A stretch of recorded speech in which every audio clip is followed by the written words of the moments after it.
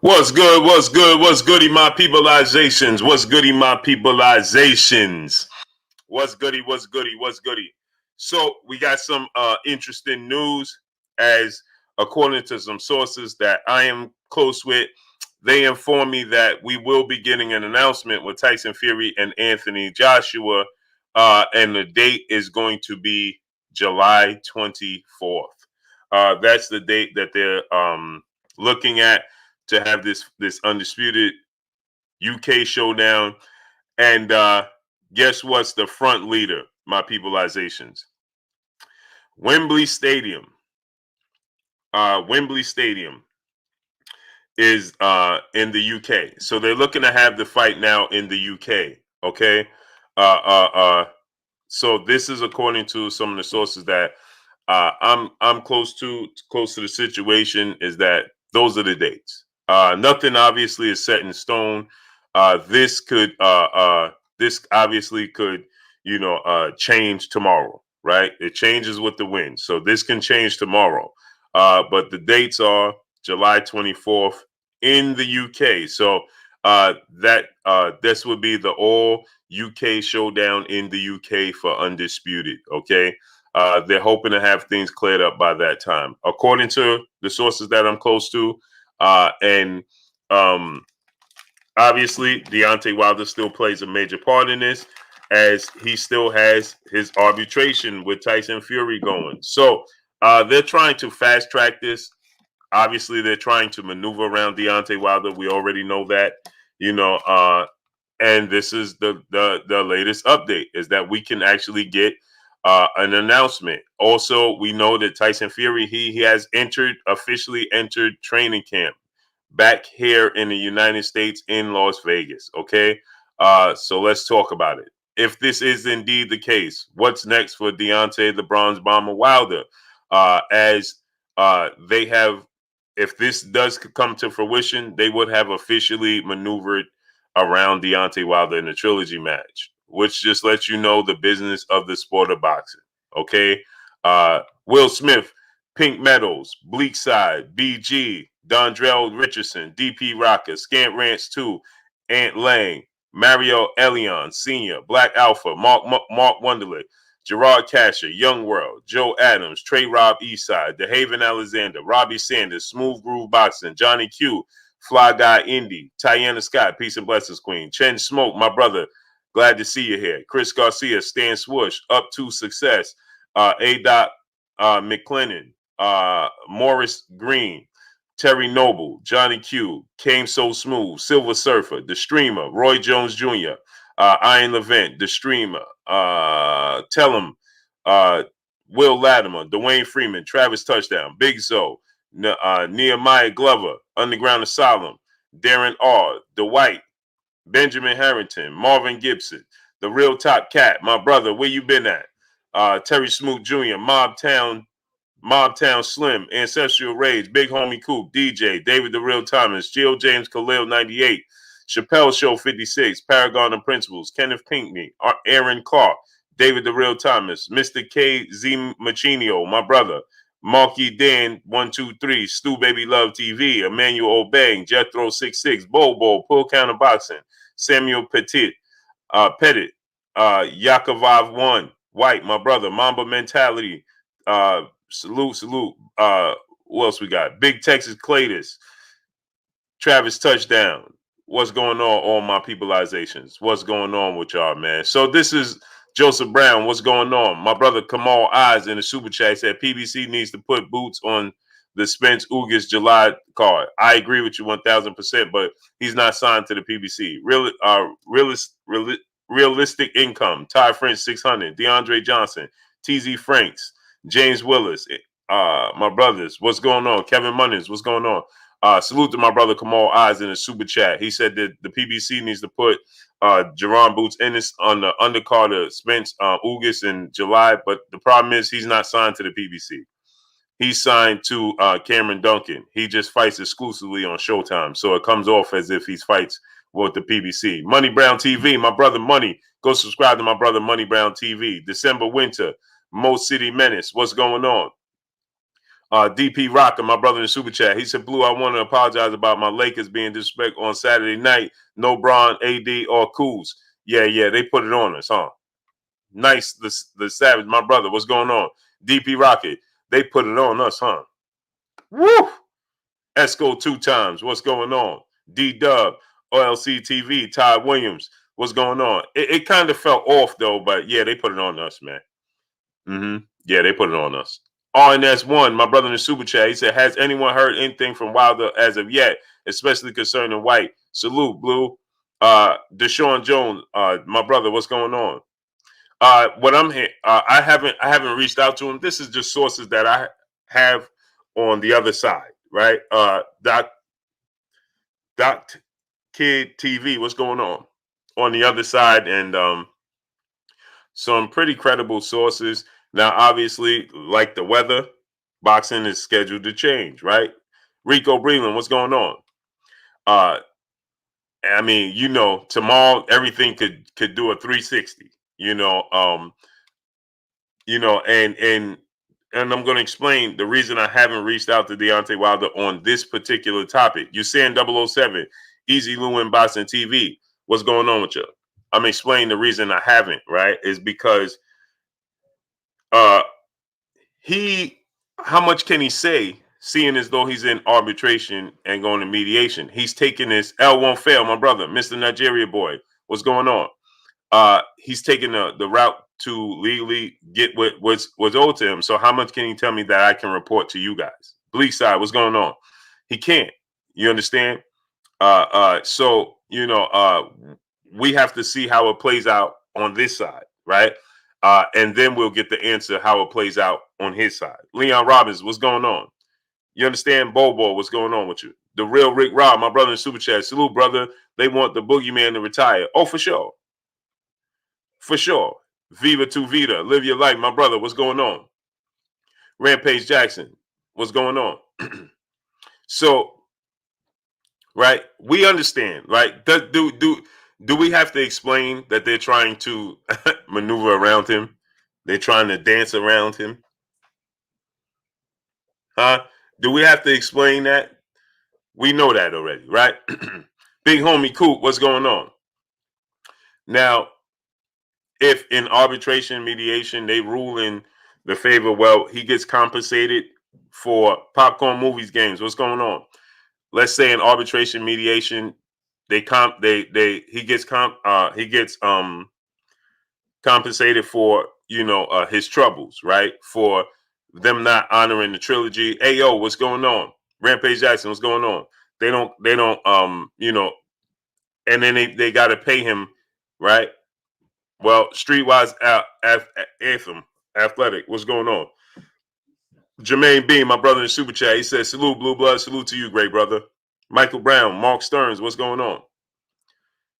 So here's the thing, right? Michael Brown, what's going on? If the legal route says, okay, we're gonna settle both sides. Jamil Allen, aka Jelly Bean, what's going on? Let's say the legal route says we're gonna settle both sides. Adrian Schaefer, what's going on? And they say we're gonna compensate you financially for not getting the trilogy, and this side is gonna have to pay. Baby Roll, Leon Sterling, right? And this side is gonna have to pay. And they don't mind paying as long as they don't have to dance with him, and they pay him. Then what could he do? What could be done? Nothing. Let's say if they say, come on, Oz, my brother in the super chat, he said Boots is like Jabba and Sanchez. Hope he don't leave. Boots is with Cameron Duncan. So Lecce Puma Skills, what's going on? He's with Cameron Duncan. Richard M, what's going on? So he's not with the PBC. Innocent Azaka, Raw Dog, what's going on? So he's not with the PBC. Black King 215, what's going on? So it just he has a deal with Showtime, who has a deal with the PBC. So it looks like he's with the PBC, but he's not. Mr. Brad, what's going on? Destin T, what's going on? Yeah, they're trying to avoid the fight with Deontay Wilder, which is understandable, right? because we understand what he represents. Joshua Smith Bogan, what's going on? We understand what he represents. Everybody here, we got 500 people here. And as we say that, wipe your feet before you come inside. Ring my doorbell before you walk in my house. We got 500 people here. Let's get 500 likes. True Blue 45, what's going on? Marky Dan 123, my brother in the super chat, dropping that half a dub on your boy Blue. He said, "Salute Blue. Did you watch the Joe Smith Vlasov fight? I thought Vlasov won 115, 113. If you did watch it, who did you think won?" I had the same score. Mr. 247, what's going on? Tyson Scott, peace of blessings, Queen. How you doing? I had the same score. Mr. 247, Jose Juarez, Anthony Talks, what's going on? We got 169 likes and we got 530 people here. If I don't say smash the like button, we don't do it. Just Joe King, what's going on?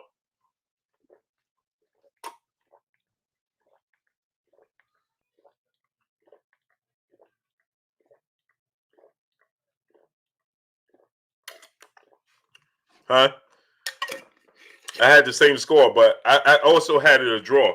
It could have been a draw. I wouldn't have been Peter Hakovov. What's going on? I wouldn't be appalled if it was a draw, and I wasn't appalled that Joe Smith won. Bella R, what's going on? How you feeling, Queen? Peace of blessings to you, Queen. The Spot, what's going on? Charles Johnson, what's going on? Rasket 0121, what's going on? Moshing Beige, what's going on? Big Dog Willie, my brother, what's going on?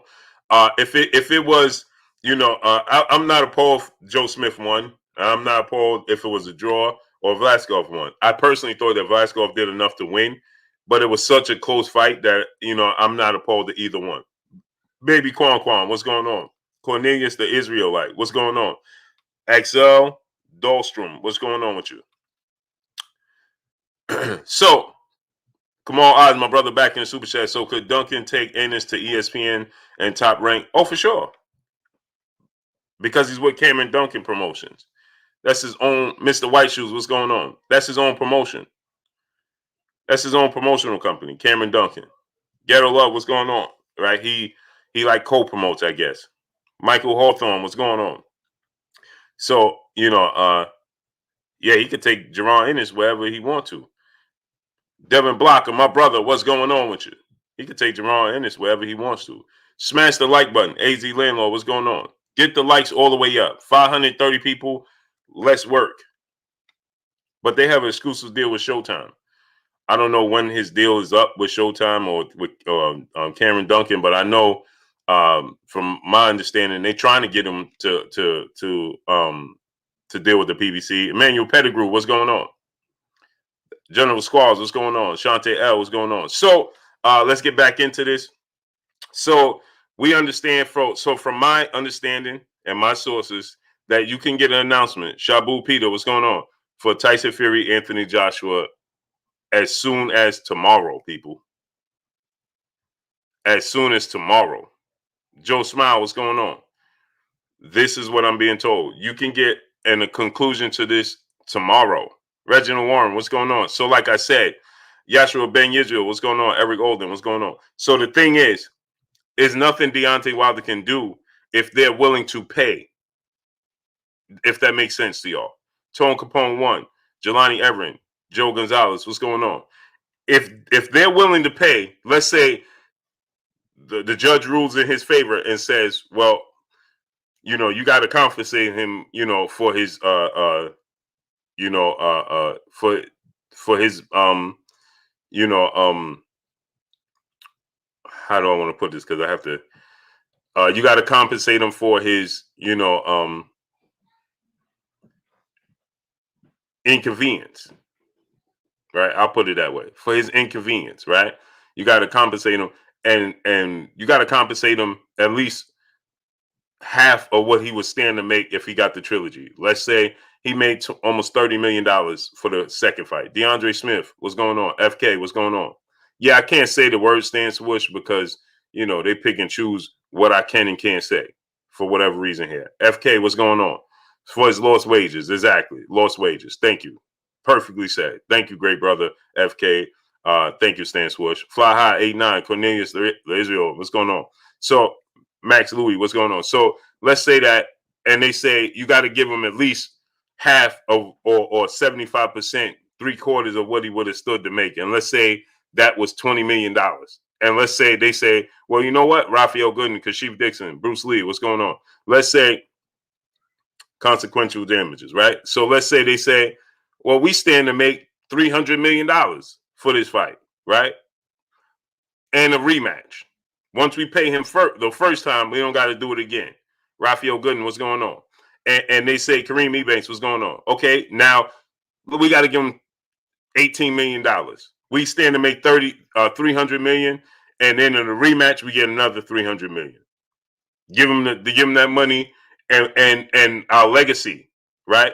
CC30 T Dub, what's going on?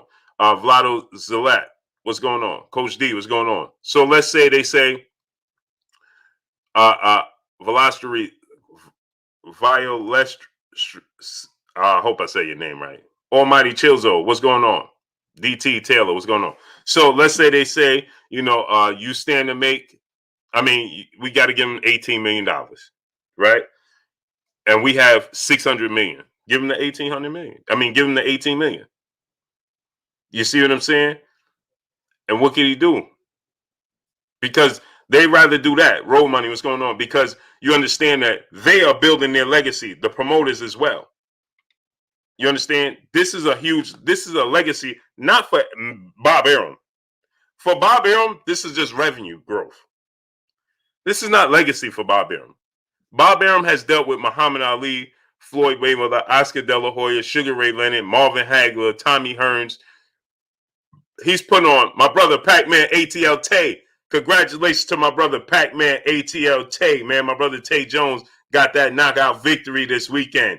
Everybody salute my brother Tay Jones. Jamaican Silas, what's going on? Kennard Smith, what's going on? Iron Eagle, what's going on? Salute to my brother Tay, Pac-Man ATL Tay, man. He got the knockout victory this weekend, man. Salute to my brother, man. Congratulations, great brother. The next one, I will be there. TB Rice, my brother in the super chat. He should get lost wages and future earnings because winning that fight would bring more for the next. Yeah, that's what I'm saying. So if they in a position, right? Kenneth Pinckney, Wild 930 2010, William Smith, Chris Garcia, Donald Favors, what's going on with y'all? CB, my brother, S550J, what's going on? So if they're in a position where they don't mind taking whatever revenue loss just for him to step aside, True Culture, what's going on? Because you got to understand, right? Tyson Fury gets in the ring. Boss Red 357, what's going on, great brother? Tyson Fury gets in the ring with Deontay Wilder, trilogy. Right? See, Deontay Wilder can't make him get in the ring. He can say, Jamaican Silas, what's going on? He can't make him get in the ring, but he could put him in a position where, okay, if you don't do this, then we're going to receive this. We're going to get, but if they don't mind giving him whatever out the ring, right? Because James Willis, what's going on? Because we understand, they know if they get in the ring with a trilogy, all of this goes by the wayside. Because this is the trilogy. There won't be a fourth fight with him and Wilder. Now he can make $30 million to fight Wilder. Now he fights Anthony Joshua. Let's say he gets, it's going to equal $60 million, right? Because I think he's going to win. So he beats Anthony Joshua the first time. He gets a rematch. He gets another $30 million. That's $60 million. He fights Wilder, the trilogy. He loses. It's $30 million. That's it. More than likely, he's going to retire. You understand? There's nothing else moving forward. And that's what they don't want to happen. And it's legacy. It's legacy for Frank Warren. It's legacy for Eddie Hearn. Why is it legacy? Because they haven't had an official, undisputed British heavyweight undisputed champion in over 100 years, people. They don't even fully acknowledge Lennox Lewis as they should, the legend. They don't fully acknowledge him. You understand?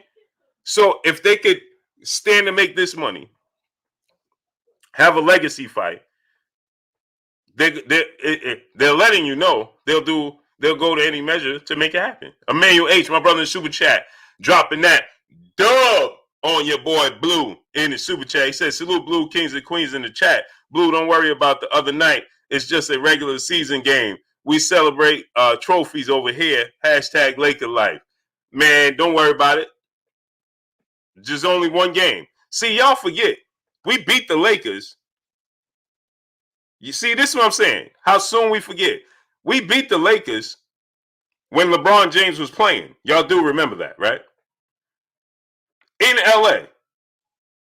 King Jr., Angry Jack, Acondo Samuel San, what's going on? Emma E, what's going on? Raul Aguilar, James, Daniel German, AJ Fan 017, where you been at? Right? We beat the Lakers in LA and LeBron was playing. Now y'all celebrating a win that we didn't get motivated for and he wasn't playing. And this was only Kevin Durant's second game back and James Harden didn't play. But when y'all had LeBron James, we beat y'all in LA badly.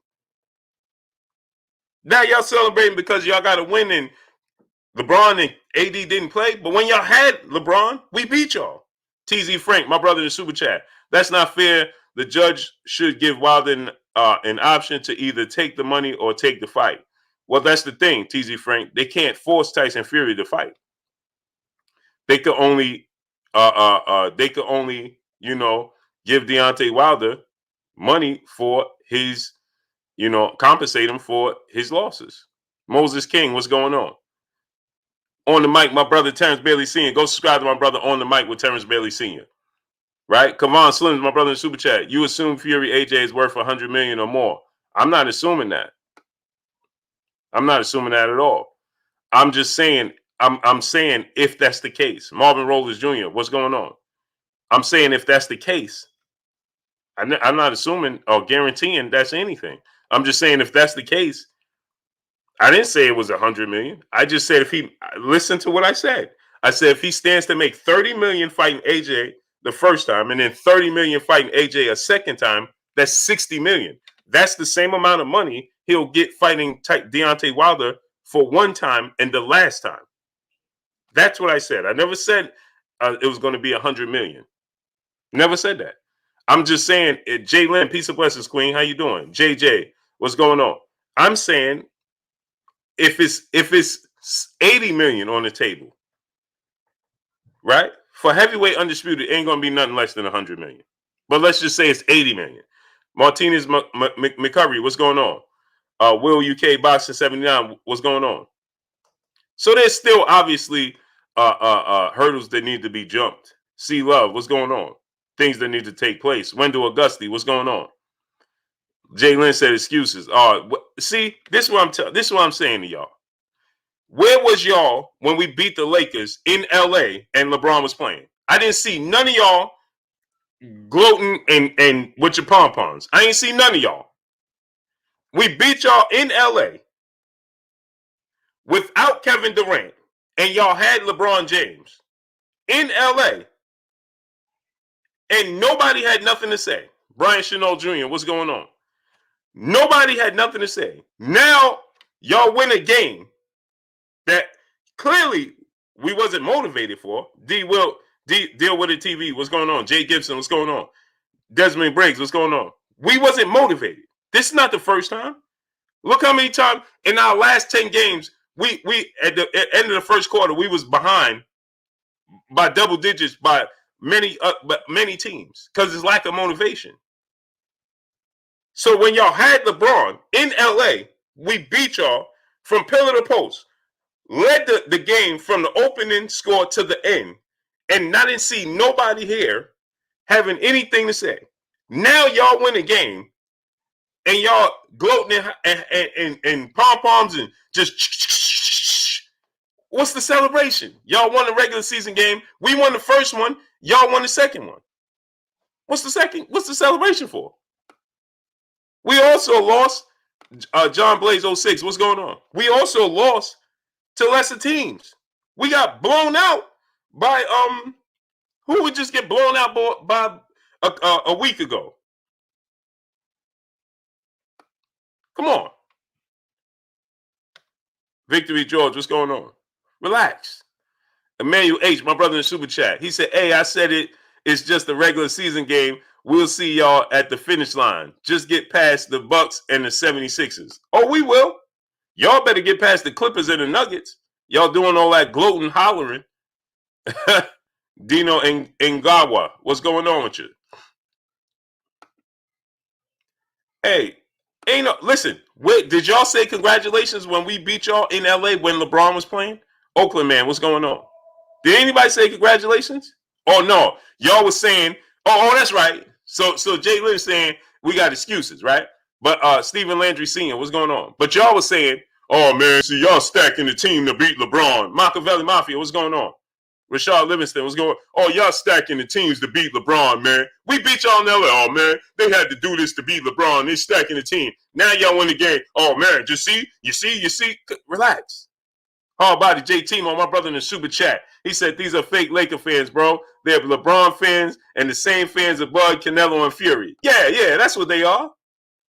Yeah, that's what they are. Come on, relax. Relax. Saray, GLBC, what's going on? They say you're only as good as your last game. Man, stop it, man. Brian Chanel Jr., my brother. So anyway, let's stay on this boxing thing. We get to that how the Nets is going to win the finals. Because when we win the finals,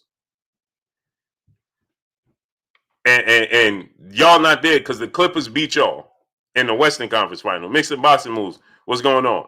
Kaz, what's going on? And y'all not there because the Clippers beat y'all in the Western Conference Finals. Y'all gonna be having complaints then and excuses. Well, this is because they missed so much time and AD wasn't truly healthy. This was gonna happen. Trackboy K, what's going on? That's what's gonna happen. Yeah, I'm a Chicago Bulls fan, but I'm always gonna represent New York. Stephen Lamontes Hawkins, my brother in Super Chat. Bulls Nation all day though. Just saying. Oh, for sure. Oh yeah, I'm a Bulls fan through and through. It's just I'm always gonna represent New York. Stand up. New York, stand up. Emmanuel H, my brother, back in the super chat, dropping that dub on your boy Blue in the super chat. No gloating. I'm a patient man. I don't celebrate regular season anything. As for the Clippers, they can't get right. Nuggets nice, but same thing will happen as last year. But I like the net squad though. No, the Clippers. I mean, the Nuggets is different. They built to beat the Lakers. Well, we gonna see. So so anyway, so now and smash the like button, man. We got 650 people here. Let's get 650 likes. Makai Willis, my brother, what's going on? Tex Rock, what's going on? Emmanuel H, my brother, back in the super chat. He said, been a Laker fan since Nick Van Exel and Eddie Jones days, through in bad times and good ones. I'm not a Braun fan at all. Hey, and you know what's funny about that, Emmanuel H?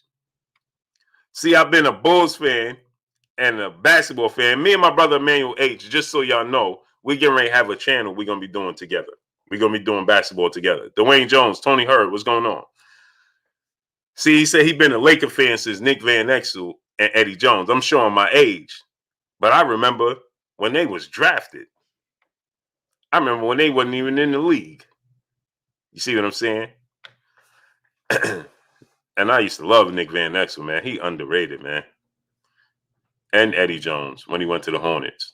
So, smash the like button. So let's work, right? So with that said, what's next? Randy Jackson, what's going on? I would love to see Devontae Johnson. What's going on? If this does come to fruition, Donald Favors, H-Town 713, what's going on with y'all? If this does come to fruition, and we do get, Tab Investments, what's going on? We do get Tyson Fury, Anthony Joshua. I would love to see now, Deontay Wilder and Dillian White. D-Dub, what's going on? I want to see Deontay Wilder and Dillian White at this point in time, right? Because, that's a big fight. The storyline would be huge. You understand? The storyline for that is going to be massive. The storyline, the build-up, the press conferences, it'll be massive, right? There's going to be no love lost. There's going to be no lack of words. It's going to be massive, okay? It's going to be huge. So that's what I want to see, right? Because if they indeed favor and say, see, them favoring and Wilder favor doesn't mean that Tyson Fury and Anthony Joshua can't fight. Now, it's another thing if they do play a major role and say, okay, well, the belt can't be on the line because you ain't honoring the trilogy. Now, but see, the WBC, we know is not going to uphold that. But if they did, that would be major. Salute to my brother Carolina Ryder in the super chat, dropping that hundo on your boy Blue in the super chat. He says, salute to you, great brother. I appreciate you 1000%. Always coming through and showing love and studding up. Romel Lane, what's going on? Carl Brown, my brother in super chat. Is there any room for the Celtics fans in here? Salute Blue in the chat. No, man. Celtics, man. No, y'all had your time, great brother. Ain't no room for y'all up in here. No, sir. Especially after y'all got my Bulls up out of there when we had Wade, Rondo, and Jimmy Butler, man. Emmanuel H., my brother, back in the super chat, dropping that dub on your boy Blue. He said, yeah, I might not have been alive when they was drafted, but yeah, let's get that body to flying high. Yeah, for sure. See Love, what's going on? The streamer, what's going on? Hard Body J Timo, my brother, back in the super chat. I'm with Emmanuel H. I've been a Lakers fan since Sedell Threatt and Cedric Sabalas, Eldon Campbell. Can't stand LeBron, man. Yeah, a lot of Lakers fans feel that way, but you know why? Because Kobe Bryant was he was a purist. You know what I mean? He was drafted as a Laker. Well, he's drafted as a Hornet, but he was a Laker from the beginning. You know, and things of that nature. So it's hard. Check Hook, what's going on? I see Jay Lynn out here laughing. It's hard for Lakers fans to accept LeBron James because he bounced around. Chantel Hill, what's going on? And y'all not used to that. Just like me as a Bulls fan, Michael Jordan ain't bounce around. When you get Shaq, y'all got Shaq, y'all got Kareem, but y'all drafted Magic and y'all drafted Kobe. So it's hard for y'all to accept. LeBron James, he went to Miami, he went here, he went there. Even though he helped y'all win, it's just hard. Magic Johnson and Kobe Bryant, he set the bar high. Supreme Freedom, what's going on? Kareem, y'all picked him up. He played in numerous places. And, Shaq played with the Lakers. But, he played the Magic. You know what I mean? Desmond Briggs, what's going on? Jonathan Simon, what's going on? Chris Kaheen. So let's get back to this boxing. So with that said, right? Now, you look at it from this standpoint and smash the like button, man. We got 650 people. You see the numbers is going up and dropping and all of this, right? Kyle 845, what's going on? So Tone Bangers, what's going on? Smash the like button, man. Let's get the likes all the way up because I know the likes ain't where it's supposed to be. So smash the like button. Let's work. So with that said, I would love to see Alex York. What's going on? I would love to see Deontay Wilder, Dillian White fight, right? Now, what can hold this up? Burgess Meredith, what's going on? What can hold this up is if the WBC, Kyle 845, what's going on? If the WBC stood on their square and they created history, right? This is a chance for them to create history. The WBC can stand on their square because if they rule in Deontay Wilder's favor, but yet Tyson Fury, Anthony Joshua, Eddie Hearn, and Frank Warren, everybody's willing to accept whatever consequences come along with it, and they're willing to pay it just to move this forward, right? The WBC at that point in time, right, should set a standard. Derek Lincoln, Richard N., what's going on? Alonzo White, what's going on? They should set. We got 400 likes and we got 600, almost 700 people. What are we doing? Antoine Reed, what's going on? Salute to the General 78 Sports TV in the building. Salute to the General, man. Go subscribe to the General 78 Sports TV. He said, Blue, what it do? I'm not going live tonight. The wife got me on.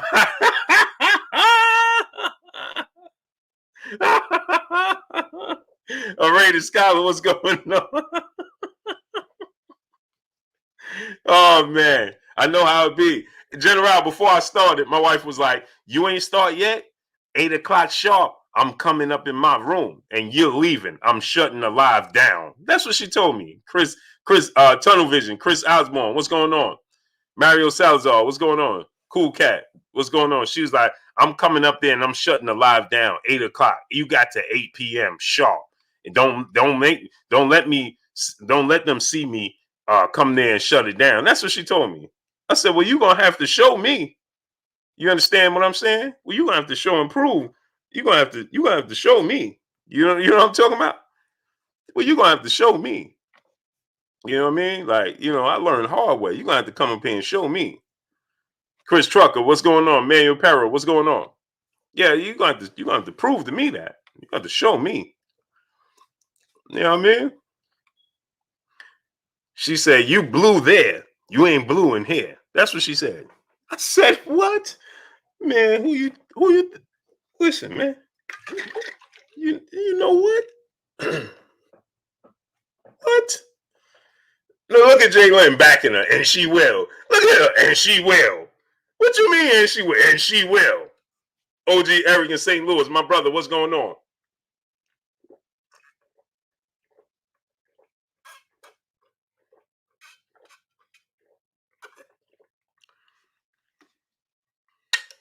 So, listen, I don't do well with deadlines. Yeah, you know what I'm saying? You know what I'm saying?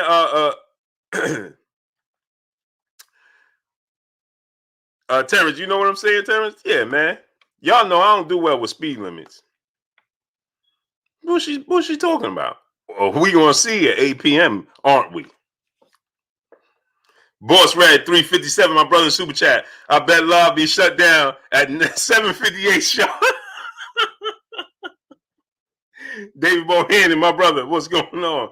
Gold, what's going on? Black Thanos, what's going on? We gonna see. The rubber gonna meet the road at 7:59. Then isn't it? The rubber just gonna meet the road at 7:59, isn't it? Because me and Kurt gonna be on here rolling today. So anyways, we got 680 people. Let's get 680 likes, man. Yeah, 8 p.m. is far too early. Man, listen. Living life real, said down goes blue. Cedric Taylor, loving that Gaither. What's going on? He said I'm out at 7:50. Man, y'all giving her too much power, man. You understand? Listen, I'm back on my diet. Got my cucumber water, man. And y'all giving her too much credit, man. You know what I'm saying? Bet on blue. You know what I'm saying? Always bet on blue. You know what I mean? Always bet on blue. Yeah, doors already locked, Terrence. Doors already locked. You know what I'm saying? And the keys are in here with me.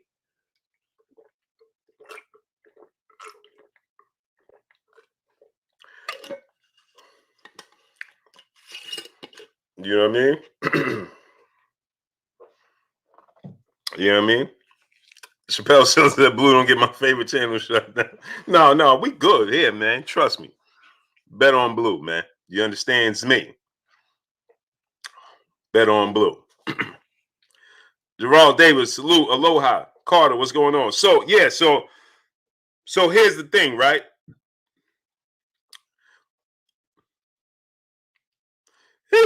Tex Rock says 7:59. You gonna hear?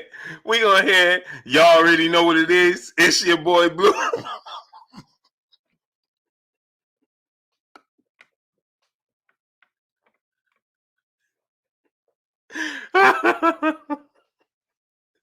Mega Big Steve, what's going on? He said 7:59. Y'all gonna hear? Y'all already know what it is. No, man. Supreme Freedom, what's going on, man? Y'all need to bet on blue, man. Jalen said Kurt gonna be solo for a while. Keyshawn Johnson, what's going on? Jermaine Bean, my brother in Super Chat, he said he's not getting up, Jim. Bluebird has been knocked out.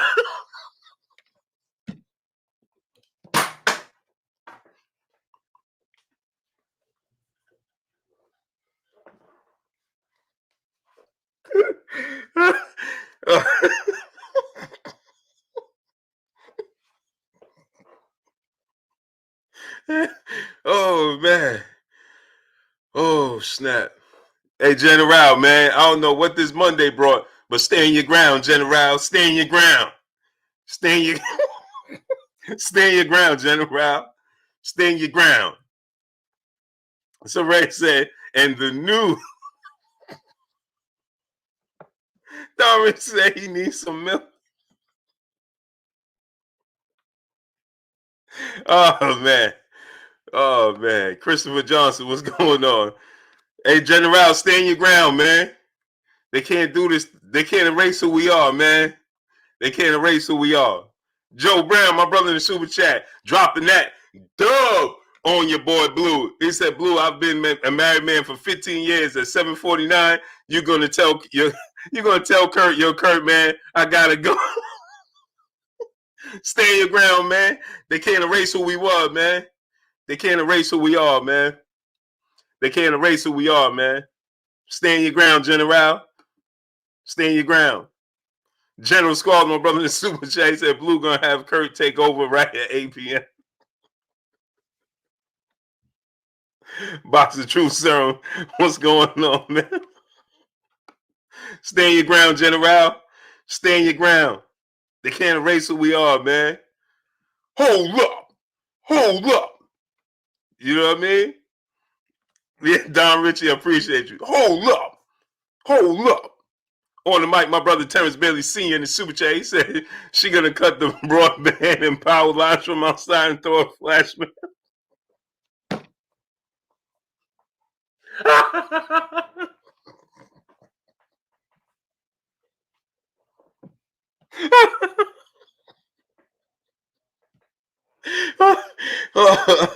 oh, oh man.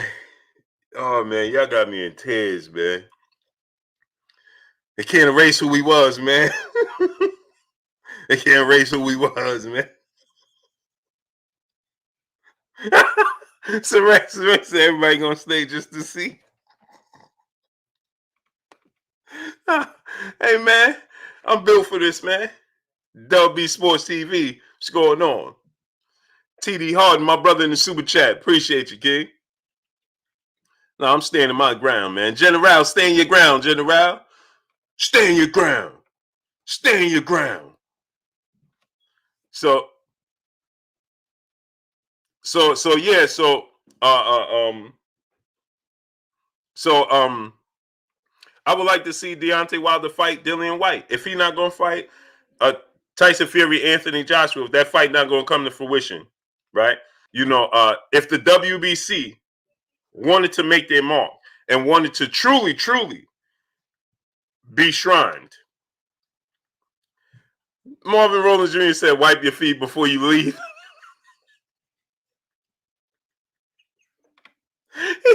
Terrence Bailey said, "The Rumble at Blue House. This better than Spence and Crawford." Anthony Nelson, what's going on with you, man?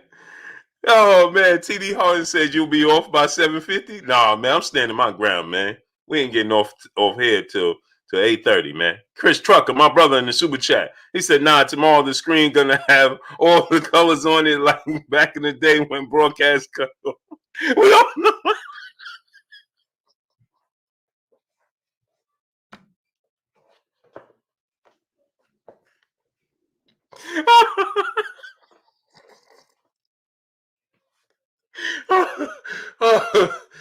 Oh man.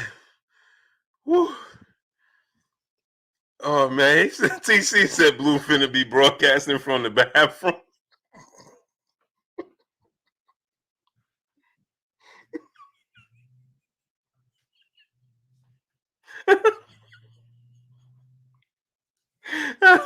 He said Blue going down in 8. Oh man. Man, I'm standing my ground. Watch. Y'all gonna see who the boss up in here is.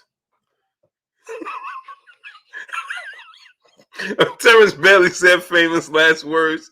It's been a pleasure.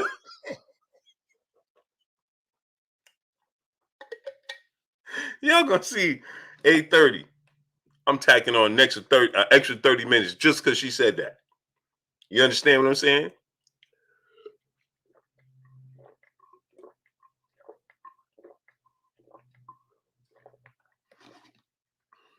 Just because she said that, tacking on another 30 minutes. You know what I'm saying? General, I'm standing my ground, man. I'm tacking on another 30 minutes just because. You know what I mean? Yeah, yesterday I was out on the porch. She told me, "You ain't say he's gonna do all that. Like, you said you was cleaning." Over under on Blue, man. Bet on Blue. Bet on Blue. Bet on Blue. And I'm gonna send her to the store. at 8 p.m. I'm gonna suddenly get hungry. Tay Brown, peace of blessings, Queen. So let's get back to this boxing, man. Donald now the 6060 OG, Grant Triple OG in the building. What's going on with you? John Doe, what's going on? So, bet on blue, man. I got this. Jalen Thompson, what's going on? And at 8 o'clock, we're gonna start a whole nother subject. Might be on longer than 8:30. Felix 1800, what's going on? Perez, what's going on? Y'all pick the top of that 8 o'clock. We're gonna start a whole different conversation at 8. You know what I mean? Whole different one. Machiavelli Mafia, my brother in Super Chat, said Blue going to be like, what's good, YouTube? So 2-time Super White champion, Miss Blue Bloodsport Steve. We got second round KO at 8:01.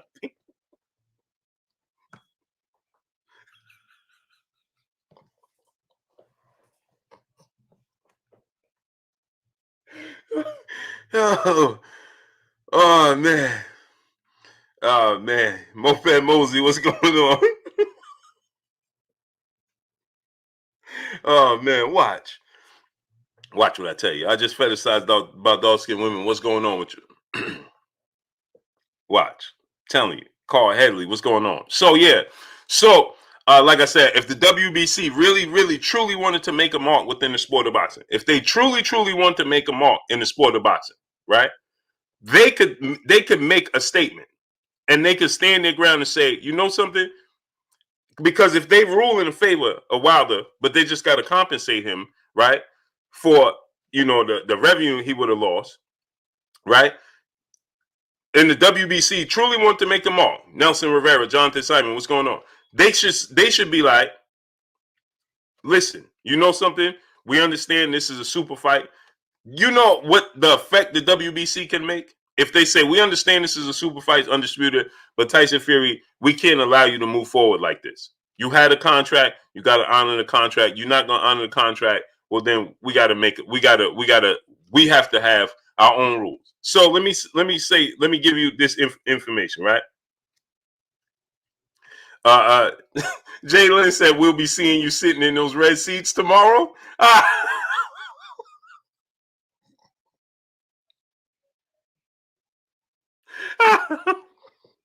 Tay Walker, what's going on? Say, we'll be seeing you sitting in those red seats tomorrow. No, I'm gonna be sitting right here. Hold up. So yeah. So now let's think about this, right? If the WBC, they say, he said at the hour and 30-minute mark, he got the hourglass going. I'm telling you, watch. I'm built for this. I'm about to stuff some tissue in here, like he did on Denzel Washington when he was playing what's the movie? When he was the boxer, he was like, "Let him in here, let him in here." The Hurricane Carter, I'm be shoving some tissue in there. Let her in here. Let her in here. Everything Boxing Sports. My brother Keon in the building. Go subscribe to my brother Keon. Everything Boxing Sports. The Ken Dub 718. What's going on with you, great brother? Yeah, Hurricane. You know what I mean? Let him in here. Let him in here. That's going to be me. You know what I mean? So if the WBC truly wanted to make them all, this is their opportunity. They could truly make a statement. How could they truly make a statement? They could say, listen, Tyson Fury, we understand. But no, they want to be involved. It's better to stick out than to be involved, right? Be your own. So they have an opportunity. Listen, we know it's not in favor of. This is not going to be in high favor of everybody, right? But we can't allow this to go on. It's just like in any other sports, right? Rob Van Q, what's going on? Prime Minister, what's going on? In any other sports, right? This is what they do. Darlin James, what's going on? Mark Wonderland, what's going on? You may get, in trouble by the league and also the team. The team will find you and the league will find you. You understand? Because the team, they'll say, well, we can't have that representing our brand. You understand? The league will find you overall because, it goes against the guidelines. The team is going to find you because they're going to say, well, this goes against our brand and you representing our brand directly. Yeah, you representing the league, but you representing our brand as well. It affects our brand even more so than the league. We can't afford that, so we have to find it. So that's what the WBC can be in position to do, right? The WBC can be in position to say, well, listen, we understand, but guess what? You know what? This was, you contractually was obligated to do this, and you got to fulfill that, or we can't be involved with this. You know how respected they would be moving forward? Zach D, what's going on? You know how respected they would be moving forward by the sport of boxing universal? Whether you favor it or not, you're going to know they stand for something. You're going to know, yeah, I do, my daughters. You understand? We're going to know that they stand for something. Fit for life. What's going on? Do I think Wilder has a chance against Fury? Absolutely. Salute to my brother Boone family, the Boone family in the super chat. Early prediction: Tyson going to beat Joshua and he going to retire unbeaten to avoid Wilder for good and say he has nothing left to prove. Exactly. He already said it. The Boone family. He already said it today. He said that he don't like Deontay Wilder or nothing he stands for. He says, but nobody else could beat him but me. It'll only be me that beats him. Classy Mag, what's going on? It's only me that could beat him. And so, he said that, but he don't want to fight him no more. Adewale, G Boy, what's going on? So essentially, he beats Anthony Joshua. He's going to retire. So the only way we'll see Willie Calhoun, what's going on? The ball was dropped. Jesus' Lord, what's going on with you? The ball was dropped on Tyson Fury, on Anthony Joshua, Deontay Wilder. That fight should have been had. Because guess what? Deontay Wilder had 2 fights with Tyson Fury. Anthony Joshua, if this plays out that way, the way they wanted to, he's going to lose to Tyson Fury twice. Richard M, what's going on? Right? So he's going to lose to Tyson Fury twice. And he loses to Tyson Fury twice. Now you have him losing to Tyson Fury twice. Now Wilder fought him twice. And now he'll ride off into the sunset. What's going to happen? Russell Davidson, what's going on? The Ken Dub 718, my brother in the super chat. Blue, what you think of Edgar Berlanga? Is he the truth? Like Errol? LOL. I like Edgar Berlanga. He's gonna be in a tough fight this next coming fight. But I like Edgar Berlanga, man. I like him as a person, great dude, man. Roderick Frillot, what's going on? He's a great dude, great person, man. Every time he sees my son, he showed my son the utmost love and respect. And I bring my son to the boxing gym. My nephews, he takes them, he's hitting the heavy bag. He makes sure they hitting the heavy bag. He hitting the wall bag, they hitting the wall bag. You know what I mean? That's things, and this is in training camp. That's things he don't have to do. He got to be focused on himself. He's making sure they good. That's you ain't gonna get that all the time. You know what I mean? You're not gonna get that. He's gonna be in tough though with on Damon Nicholson. So this is gonna be his first true test. Ethan Fred 73, what's going on? This is gonna be Jabari Bath, what's going on? This is gonna be a true major test for him. Barry Wilson, what's going on? Woke the truth, my brother in the super chat. He said, Blue Blood, salute, and many blessings. Salute to you, great brother. I appreciate you. Santos S. Montañez, what's going on? Do me a favor, my peopleization, because I know we don't. We should have at least 700 likes right now. At least. Johnny Ray Lopez, what's going on? And I know we don't have 700 likes.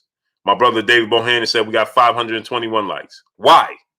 Wipe your feet before you come inside. Ring my doorbell before you walk in my house. Get the likes up to 700. Let's work. Get the likes to 700 right now. We gonna get to that K mark. Let's work. Quay Scott, what's going on? Get the likes all the way up. My brother, the Drew Titan in the building in the super chat. I'm gonna have me some fun with this. I have a suspicion that this is the illest pump fake in the history of the sport. LOL, arbitration. Yeah, that's a fact.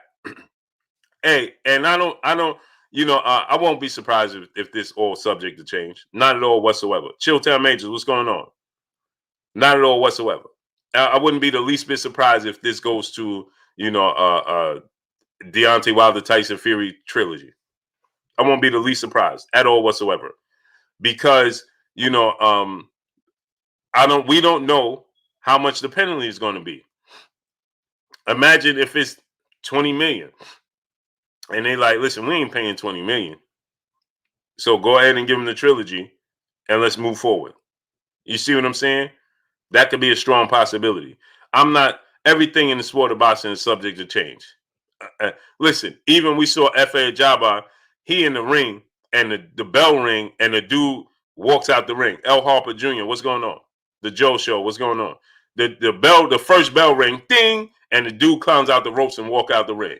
So anything is subject to change. Anything could change. You understand? I will not be surprised. Right? Don't forget, Tyson Fury and Vladimir Klitschko, they even held a press conference for their rematch, and the fight never happened. Willie Calhoun, what's going on, great brother? Appreciate you in the super chat. They held a press conference, and we never saw the fight ever. You understand? They held a press conference for that rematch, and we never even saw the fight. So it went as far as to have a press conference, and it didn't happen. Jamel Charlo was supposed to fight Demetrius Andrade, and the week of the fight, Andre pulled out the fight and cited that he could get money somewhere else, more money. A week, the fight week, he said, no, I could find more money. That was fight week. So listen, anything is subject to, all I am is the weatherman. You know, the weatherman told us yesterday in New York on Saturday that it was going to rain all Saturday, off and on. Man, the sun was out all Saturday, and I ain't see a bit of raindrops till Sunday. You see what I'm saying? So, Patrick Gordon, what's going on? December Winter, my brother in Super Chat. What's up, Blue? Always wanted to ask you, how do you like Brandon Lee? I think he's a good fight. Oh, I love Brandon Lee, man. I'm very high on Brandon Lee. I'm probably higher on Brandon Lee than most people. Renee Box Young, what's going on, my brother? Go subscribe to my brother, Renee Box Young. Lucky Luciano, what's going on? I'm probably higher on Brandon Lee than most people. I truly, truly am a fan of Brandon Lee. I love what he brings to the sport of boxing. I love how he delivers. You know, Stephen Fobbs, Gary Russell, what's going on? You know, I truly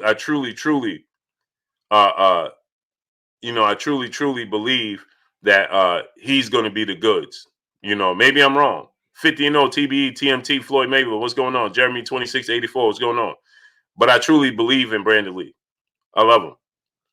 I'm a huge supporter of Brandon Lee. My brother, Drew Titan in the building. Go subscribe to my brother, Drew Titan. Drew, make sure you drop the link in the super chat again. Aaron may have $1 million for Porter versus Bud, but they willing to give Wilder an upside of $70 million for damages? Nope. Well, see, that's the thing. It's not going to come from Bob Arum. That will come solely. Remember, Drew. Keep in mind. Keep this in mind. Remember, that lets you know. I'm glad you said that. That lets you know that Bob Arum didn't want to pay these damages. That's why Bob Arum said, "Let's have the trilogy match." He don't want to pay. He don't want to pay that. But remember, Muggsy 23, what's going on? Remember, Andre Decato, what's going on? Remember that Eddie Hearn just came out and he said that Bob Arum and Frank Warren aren't even participating in the site fees. They're not even looking. He's the only one doing it.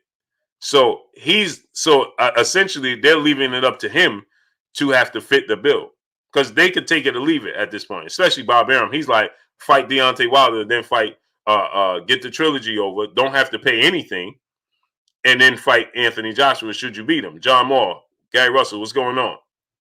You understand what I'm saying? Bob B, what's going on? Okay. Fit for Life, my brother in the super chat. He said, what about Ruiz? He have some sick skills. Andy Ruiz Jr. I love Andy Ruiz Jr., right? I would love to see it. But right now, he's going to fight Chris Arreola May 1st. And so with that said, Deontay Wilder, he needs to be active. So I would much rather see him fight Dillian White. But here goes something else, right? Fit for Life. Here goes something else. All of a sudden, now if this is the case, and Tyson Fury and Anthony Joshua are indeed going to fight, right? Let's say this is the case. Well, then ask yourself, why are they talking about Dillian White all of a sudden fighting somebody else? Now Deontay Wilder would be available, right? Stephen Fox, what's going on? Lamont Griffin, what's going on? Now Deontay Wilder is available. So shouldn't it be all focus on Deontay Wilder? If Tyson Fury and Anthony Joshua are indeed going to fight, Shouldn't all their focus be on Deontay Wilder? Now they talking about, well, Dillian White could be fighting this guy. Dillian White could be fighting. Why? Gold, what's going on? Why is he fighting? Why is his focus anybody other than Deontay Wilder? Willie Calhoun, my brother in the super chat. Do you think the Nigerian heavyweight can beat Fury, Joshua, or Wilder? No. You talking about F.A. Ajaba? I love F.A. Ajaba. He needs a lot more practice. Captain America, what's going on? He needs a lot more experience. That looked good the other night, but we saw him hurt and dropped by guys of lesser competition, lesser status. He can't beat them. He may compete.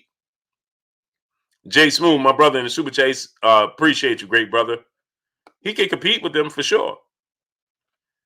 Right?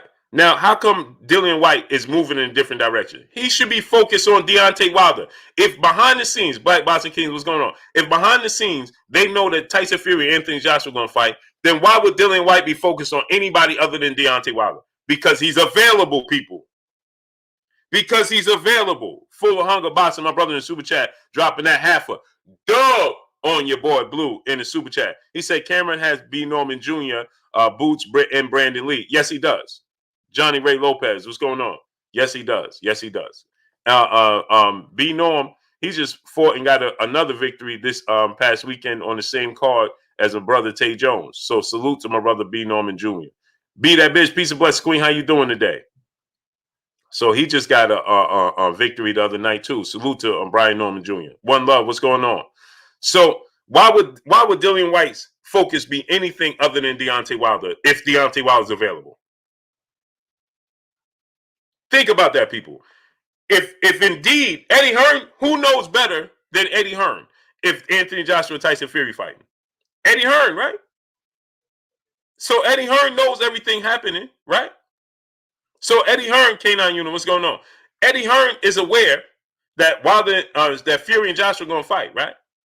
So then he knows, right, that Deontay Wilder is available. So why isn't that the focus? I'm gonna tell y'all why. Because he's been he's been a hurdle the entire time. Never truly wanted to fight him, make the fight happen. He's just been playing the roadblock position to prevent Deontay Wilder fighting Anthony Joshua, to distract y'all from what's going on with Deontay Wilder and Tyson Fury. That's been the case. Other than that, then make the fight. You should be like, listen, now you're available. He just came out and said, King Senior, what's going on? Main Event PJ, what's going on? He just came out. Main Event PJ said Wilder should fight Dillian White or retire. Now, how are you going to fight Dillian White if Dillian White don't have no plans to fight him? Do y'all even listen to what you say before you say it? Are you not listening to what I just said? Jay Grant, what's going on? Did you not listen to anything I just said? I just said that if that's the case, then that means that Deontay Wilder's available. Now they talking about Dillian White fighting somebody else. Jalen, they can't overlook him because he's still such a huge commodity. They can't overlook him. Now they could, as far as the titles, if Joshua and Fury do fight, Kick Science Socially, what's going on? They do fight Kenny, what's going on? Well, then all the belts will be tied up there. But the big fights, everybody's still going to want to fight him. Sin 50 trade, Deuce, what's going on? Everybody's still going to want to fight him. Everybody's still going to want to fight him. Andy Ruiz, that's a huge fight for Andy Ruiz. It's a huge fight for Dillian White. Iron Man, what's going on? See, let me tell you why Dillian White, Eddie Hearn don't want that fight. Because he gets in there and gets knocked out by Deontay Wilder. Y'all don't realize, maybe people don't realize, Dillian White has never fought for a world title, and he's never been a world champion. He's 32, 33 years old. He's never even fought for a world title. That fight with Anthony Joshua was not for one of the 4 major sanction bodies. We only have 600 people at the hour mark, and we got 750 people here. We don't even have 600 likes. Get the likes to 700. Wipe your feet before you come inside. Ring my doorbell before you walk in the house. Let's work. It's free. Get the likes all the way up, people.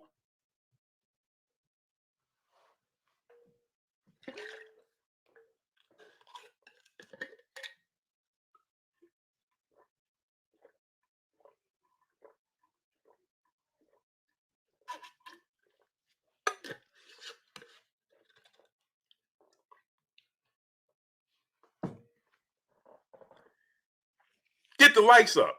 Moon Drip, what's going on? We should be at 700 likes already. Past that. We ain't even at 600. That's me. What's going on? Stephen Fobbs, what's going on? Get the likes all the way up. Right now, people. Get the likes. We should be at 750. Easy. Jet Ski, what's going on? Southside of Music. Dr. Professor, what's going on? Jay Lynn said, okay, I see what your point. Yeah. So here's the thing, right? He fights Deontay Wilder, gets knocked out, and loses that fight. His opportunity is over. And he's never fought. What has he accomplished in his career? Ricky Wright, what's going on? Todd Williams, what's going on? What has Dillian Whyte accomplished in his career? He fights Deontay Wilder.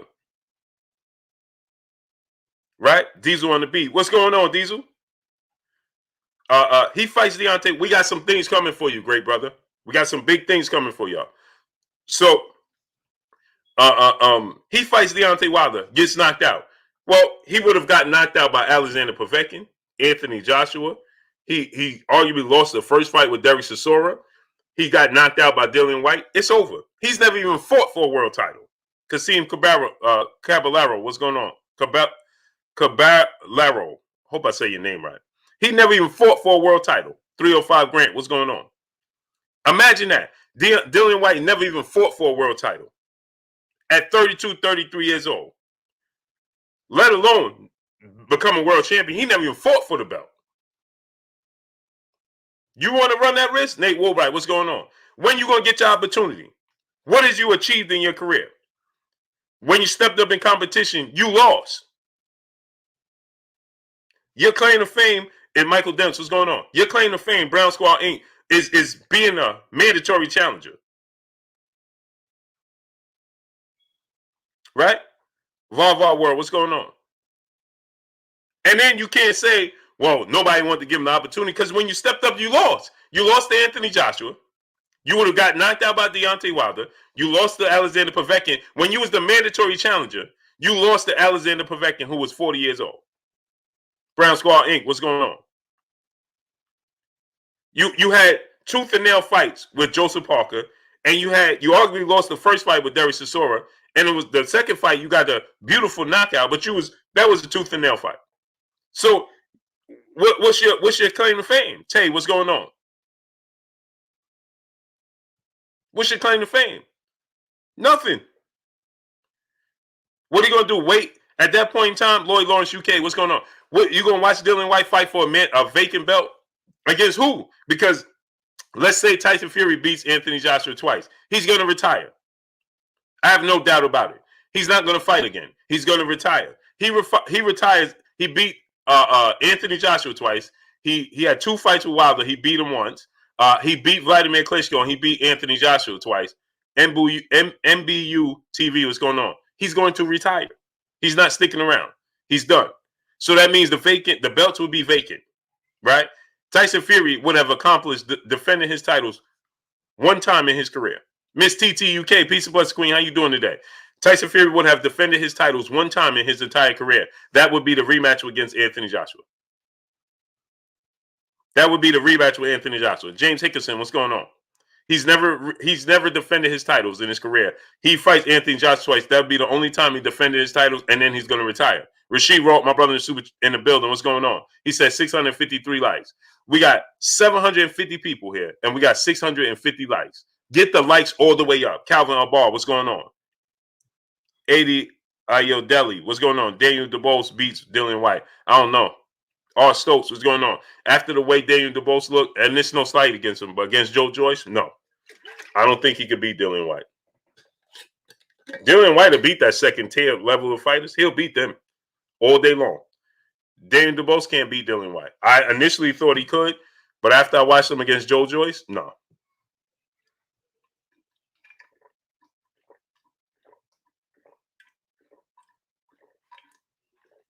Adam M, what's going on? He can't beat Dan. Dan DeBose can't beat Dillian Whyte. Carter, what's going on? Smash the like button.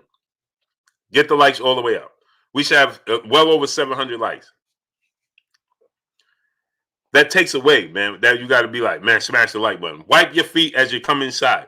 Ring my doorbell when you walk in my house. Smash the like button. So anyway, with that said, that should be Cooper Packtober. What's going on? That should be the focus, the main focus for Dillian White, right? But all of a sudden, now that they're saying that Tyson Fury, Anthony Joshua is going to be announced and that is going to happen, well, that means Deontay Wilder is available. Now they're talking about Dillian White fighting guys I never even heard of. Now they're talking about him fighting guys I never even heard of. Why? See, Love, what's going on? Your focus should be Deontay Wilder.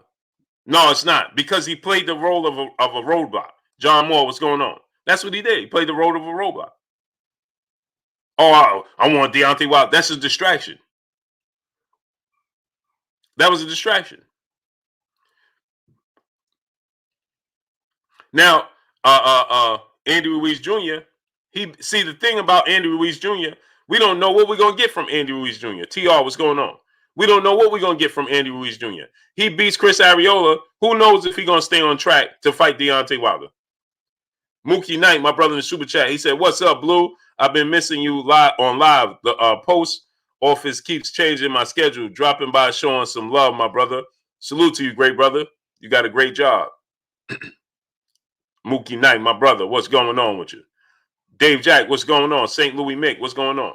My brother Aaron Stinson in the super chat. Fury is not going to fight Joshua twice.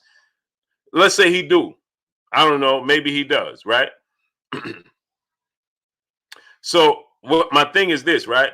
There's no guarantee that he's gonna fight Joshua twice. There's no guarantee he's gonna fight him the first time. We don't know what's gonna happen. Joe the Beast, what's going on with Tyson Fury? We just don't know. You never know how it's gonna play out when you're dealing with Tyson Fury. We just never know, right? So with that said, but if he does, he's gonna retire. He beats his style is Anthony Joshua's style is tailor made for Tyson Fury. It just is. Anthony Joshua can be very stiff and robotic. His style, he didn't even look comfortable in his last fight against Kubrat Pulev. Right? So now when you look at Andy Ruiz Jr., that's a big fight for Deontay Wilder, right? But who knows what's going to take place with Andy Ruiz Jr. He beats Chris Arreola in dramatic fashion and, looks good doing it. Who knows what he's going to do in between fights? Because his history and his track record shows us that we can't even trust Andy Ruiz Jr. in between fights. We don't know what's going to happen. Now, he seemed to be on track, but he gets a big win and his pockets filled again in this pay-per-view event, right? Obviously, his pockets got filled because that's why this is a pay-per-view event. Because I don't understand why Chris Arreola versus Andy Ruiz Jr. is a pay-per-view fight.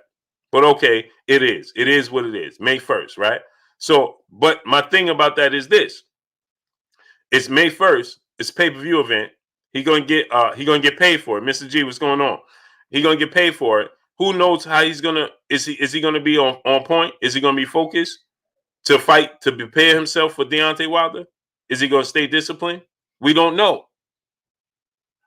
We don't know. OG, what's going on? We don't know if he's gonna stay disciplined in between that, right? Deontay Wilder's still gonna represent the cash cow. He's still gonna represent the big payday, right? And I tell you what, if Tyson Fury and Anthony Joshua does come to fruition, it better do good numbers. It better do good numbers. They have a lot of pressure on them. It better do good numbers. Steve J, what's going on? So I'm hearing that they're looking to now stage it at Wembley, July 24th. At Wembley at July 24th. Now, obviously, tomorrow that could change. Obviously, like I said, tomorrow that could change. We don't know how it's going to play out, or is that going to come to fruition? Because that could change tomorrow. That's subject to change, right? But my thing is this, right? If they don't do big numbers, right, then we know what they represent, and they're going to inflate it. Young Scarlett, what's going on? Because you Drew Titan, because we already know. We already know. This is the sport of boxing, great brother. Do you really have to ask how is that going to happen? Do you really have to ask how is that going to be possible?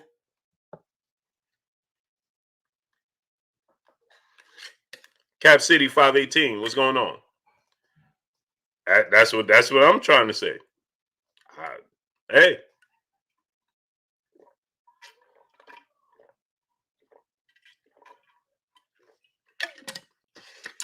people, we watch Tim Nick. What's going on? We watch. Okay, Kurt. No, Drew. Drew, keep in mind, Drew. We watch Martin Carefoot come out, right? Francione Arcelius, what's going on? We watch Martin Carefoot come out, and then we watch Martin Carefoot say, "Nah, I don't want to play no more. I'm done." Richard Martin, what's going on? Didn't we? We watched Martin Carefoot come out and say, "Hey man, I ain't never give them nothing. Allegedly, I ain't never supplied nothing. I ain't never take no part in that. I just wanted to tell the people the truth." And then when it started to gain traction, all of a sudden Martin Carefoot said, "Nah, no, I don't want to. I don't want to take no more part in this." Nesta Faith Asaro, what's going on with you? Tyson Fury, Anthony Joshua handled Tyson Fury in sparring? No, it was the other way around. And Anthony Joshua said that he was young. North Memphis 48. What's going on? Miss TTUK said Tyson Fury don't have a license in boxing in the UK. Watch how that's subject to change, Queen. Mark Cuban, what's going on? Shadaram Caraway, what's going on? How quickly things can change. Bunny BA, my brother in the super chat. What's going on with you? Appreciate you. He said it's official. This is what I'm hearing. Nothing is official in boxing. Listen, my peoples. Let's start. While we here, okay? Let's just do this. Jafari Caesar, what's going on? Let's just adopt the mindset now. There's nothing ever official in boxing. So when we say, is it official? Is it officially announced? Nothing in boxing is official ever until the 12th round says ding, fight is over. That's when it's official. Nothing in boxing is ever official. Nothing in boxing is ever solid, concrete. Nothing. Nothing in boxing is ever concrete. So let's stop even asking those types of questions. Is it official? Did they announce it? They announced they had a press conference for Tyson Fury and Vladimir Klitschko for the rematch, and you never saw the fight. So nothing is official. Nothing. So nothing is official until you actually see them in the ring and you actually see them in the 12th round and the fight is almost over. That's when it's official.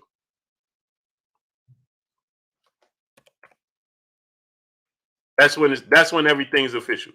Okay? I told you guys, what did I tell you guys last year? I said that Errol Spence, Danny Garcia, I told you guys the dates, right? That Errol Spence, Danny Garcia, they're gonna fight yeah. Well, they're gonna officially announce it. I'm being told, yeah, the 13th, tomorrow. Miss T2UK. She said I heard the announcement is gonna be the 13th. Yeah, tomorrow. That's the same thing my sources told me. On the 13th, on Tuesday, they're gonna officially announce it. So you heard the same things my sources told me. Kanad Williams, Southern T Boxing. What's going on, great brother? Southern T Boxing. Put your link in the chat so people can subscribe to your channel. So yeah, tomorrow, the 13th is when they're officially supposed to announce it. But nothing is official in the sport of boxing. I told you guys, Errol Spence and Danny Garcia, they was going to fight in the middle of November. They announced that the fight was going to be middle of November, like I told you guys. MPWTF, what's going on, right? Doc Riz, what's going on, right? Like I told you guys, middle of November. Then what happened? They changed the date. Why did they change the date? Because they felt like, they could have get more fans, whatever being the reason, they ended up moving the fight back until December 5th. Just like Gervonta Tank Davis, his fight was moved back 2 weeks. Remember, his fight was supposed to be the middle of October. It ended up being in Halloween, right? So nothing is official until it's official in the sport of boxing. John Lejeune, what's going on? That's just the way the sport of boxing operates. He said, "What's up with the arbitration?" Yeah, I don't know. We're gonna find out. Quan 4-3, what's going on? Right? Eric R, what's going on? We're gonna find out, right? They see, here's the thing, like I was telling you guys, they can rule in Wilder favor, but they can't make Tyson Fury fight. Rome Farrap, my brother in the super chat, we saw a man walk in the ring, get announced, bell ring, he walked out. That's a fact. Nothing's official. He right that was F.A. Ajaba fight. He walked in the ring, the first bell rung, bing, he stepped right through the ropes, walked out, walked to the locker room. Nobody knew what was going on, not even his team. That's what I said. Nothing's official in the sport of boxing. We don't know what's going to take place. It's the most unpredictable sport in all the sports. Charles Ford, what's going on? Michael, my brother in the super chat. Everybody, man, in America is Deontay Wilder in our own fields. They do a ninja dirty as possible, always and always. Yeah, like that's what I'm saying. Like, so we know that everything is subject to change. Everything. Yeah, Phil J 508, what's going on? We understand that Deontay Wilder have a trilogy, and yet they're maneuvering as if this is not even on the table. So that lets you know everything you need to know in itself. That alone let you know everything you need to know. K and G, what's going on?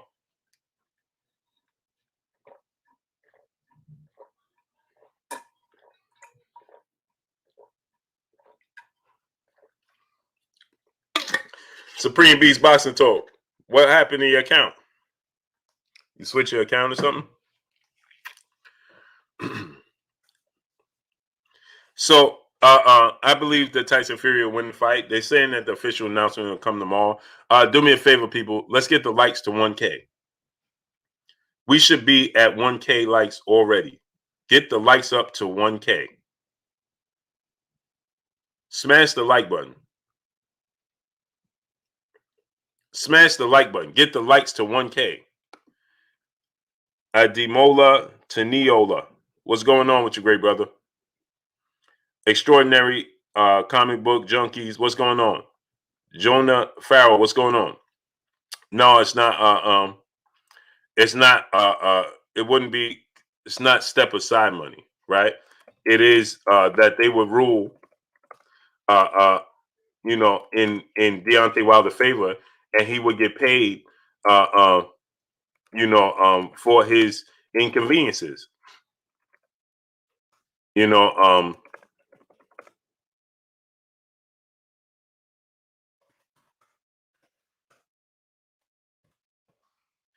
they would have to pay him for his inconveniences, right? And if they're willing to pay and say, okay, we'll pay him for the inconveniences, and we're gonna move on. You see what I'm saying? Drino Grimes, what's going on, great brother? We'll pay him for the inconveniences, and then we'll move on. You understand what I'm saying? Lifetime Eon, what's going on? The major way that this can be affected, Richard Patterson, what's going on, is if the WBC. I sent Kurt the link already, Renee. Appreciate you, great brother. The way this could be affected, Miss TTUK says Tyson versus AJ 100 million each. I don't know about that, but I'm sure they'll stand to make a pretty penny. I don't know about 100 million. Daryl Bullock, what's going on? Because 100 million, now you're talking about Floyd Mayweather numbers. Now you gotta move the needle like Floyd Mayweather do to get 100 million. Right? I don't see that 100 million taking place. But I could see them getting 40 million or something like that. Right? So if they're willing to pay, they're willing to pay the penalty to move forward. And no matter what the penalties are, the WBC, Bernard Byers, what's going on? The WBC can directly affect this. Montre, what's going on? Because the WBC can say, that's a good question, Dr. Mofongo. He said, Blue, can Wilder refuse the money and continue to pursue legal actions for the trilogy? I don't know. Jacoby Mims, what's going on? That's a great question. That's a great question. Maybe he can. But in the meantime, is there going to be a hold? You understand? Is there going to be a hold to say, okay, well, now we're going to freeze the fight again. You can't do anything until this is settled. Tone 40, what's going on? Yeah, get the likes to 1K, my people. Smash the like button. PGH Big Dog, my brother, what's going on? Ashanti Vital, what's going on? Scant Ranch 2, what's going on? I don't know. That's a great question. Jonathan 97, what's going on? Because I'm sure he could take it further, right? I'm sure there's a way he could take it further. But are they gonna freeze everything and say, okay, well now, you still can't fight. 7 trillion, what's going on? Until we settle this. Until we get this settled, you can't do anything forward, Tyson Fury. But Jacoby Mims, what's going on? To directly affect it, the WBC can. The WBC can say, well, you know what? You were supposed to give this man a trilogy, is contractually obligated. Junior Coulton, 86, what's going on? Desmond Blade, what's going on? You contractually obligated to give this man a trilogy. All Might, what's going on? And you need to honor that, or we can't proceed forward. We can't have you representing our belt because everybody could try this now, moving forward. So we can't have that. We can't be involved in that. So we're going to have to separate ourselves and step to the side. And, then, yeah, Johnny Ray Lopez, we know that.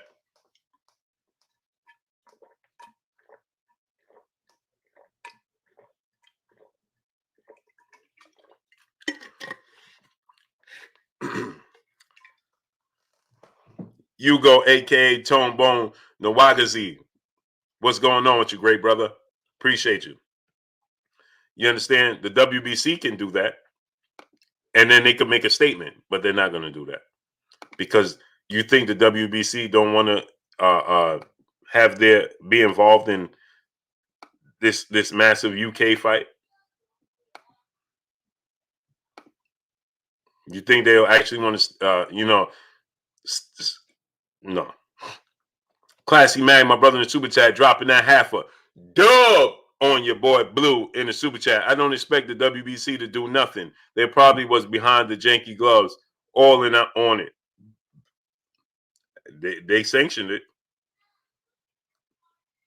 They approved of those gloves.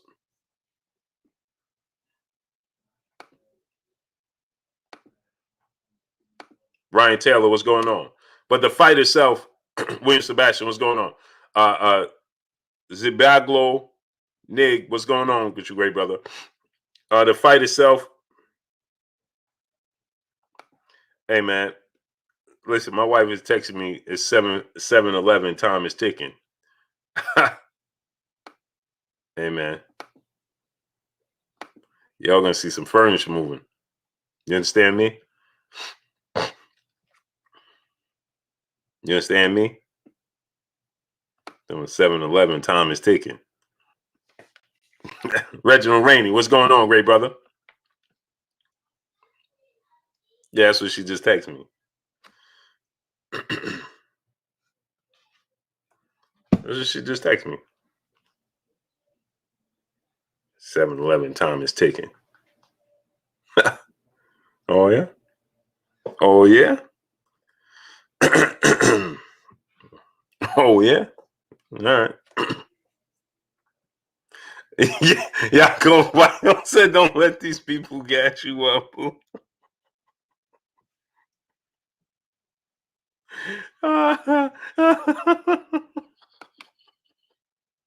Yeah. Well, we working here. You understands me?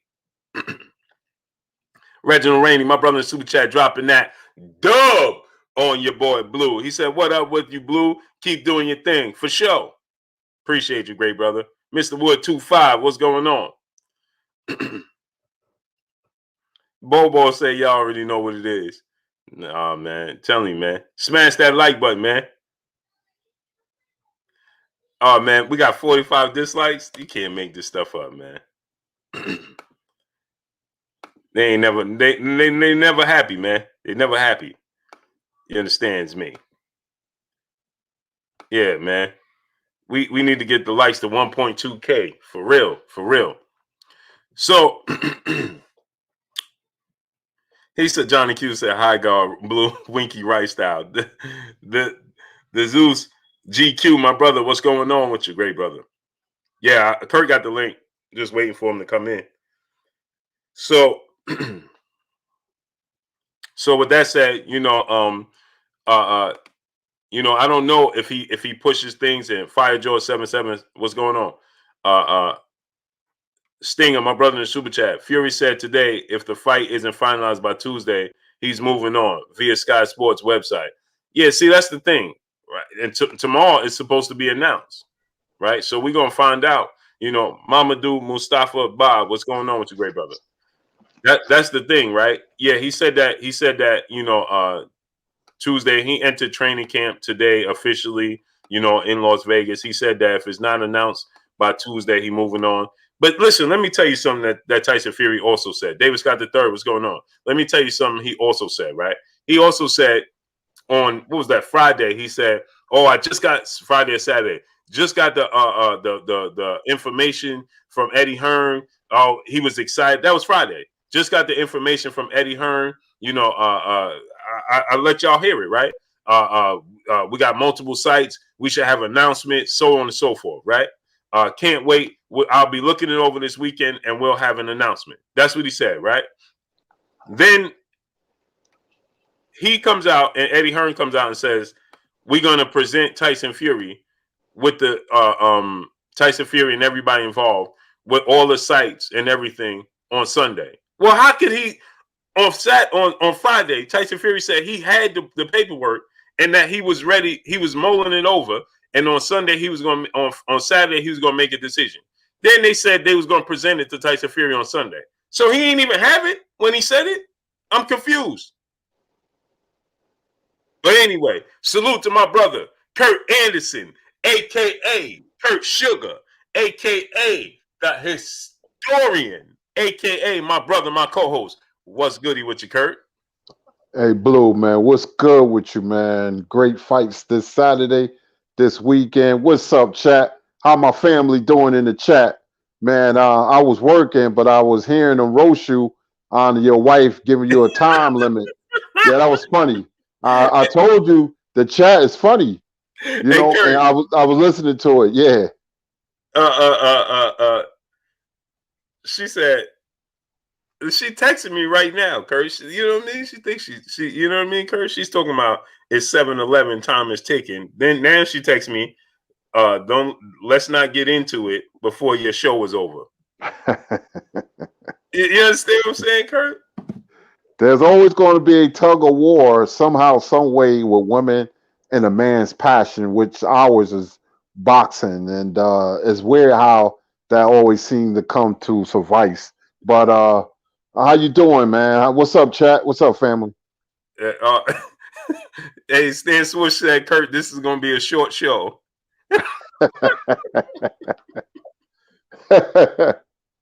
Renee said, be careful now. You can start getting hit with body blows. Left hook to the body.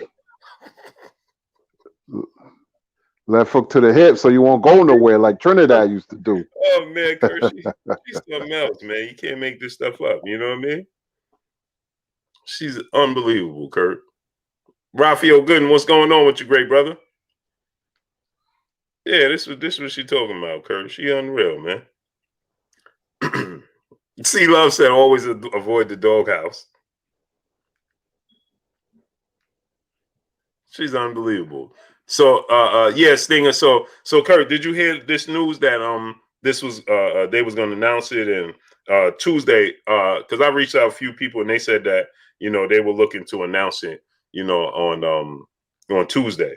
And Tyson Fury, he came out and he said that,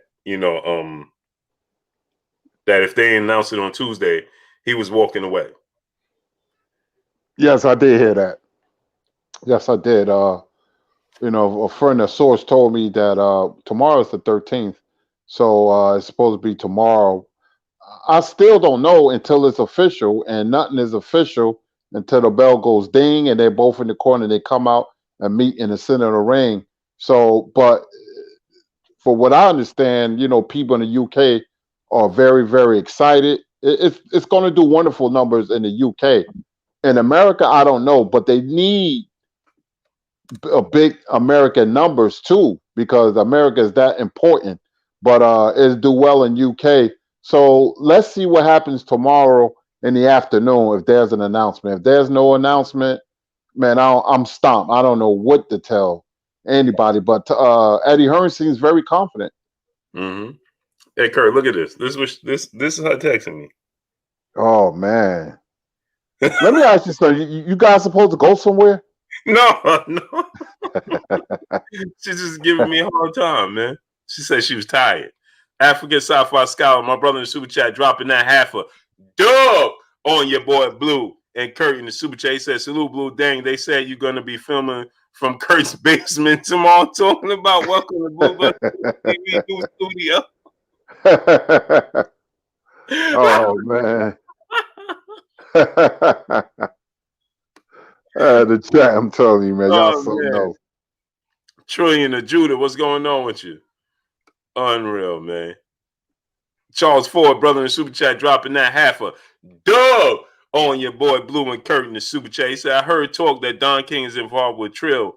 Never thought I'd say it, but I'm glad he is back. Maybe we can get some fights. Blue, you can't win that fight. Kiss the ring." And bow. Yeah, I heard that too. Did you hear that, Kurt? Yeah. I did some digging. I knew about Triller from long ago. They had some boxing people that was into boxing in their past, and that's why they got into a game. They see that there's an opening. If we can mix entertainment and boxing together, we can have something. But here where the problem lie, and for all you boxing purists, this is the problem. Now you always had music and boxing. You had when Ali fought Foreman, you had James Brown, the Spinners, Pointer Sisters, and it was a good little mix. But that's short term. I don't know if it's going to work long term. And you got to throw in the purity of the sport. You don't want it to mess up the purity of the sport. We've seen what hip hop culture has become, and that's my analogy. When hip hop was pure, and now it's a parody of itself. It became a character of itself. You don't want boxing to be like that. So I don't know how long Triller is going to be in the game. They're supposed to have Justin Bieber and Oh Snoop man, Dogg, and it's filled with entertainers and Holyfield. Now that might work short term now, Blue and Chat, but long term, people are going to pick up on the idea.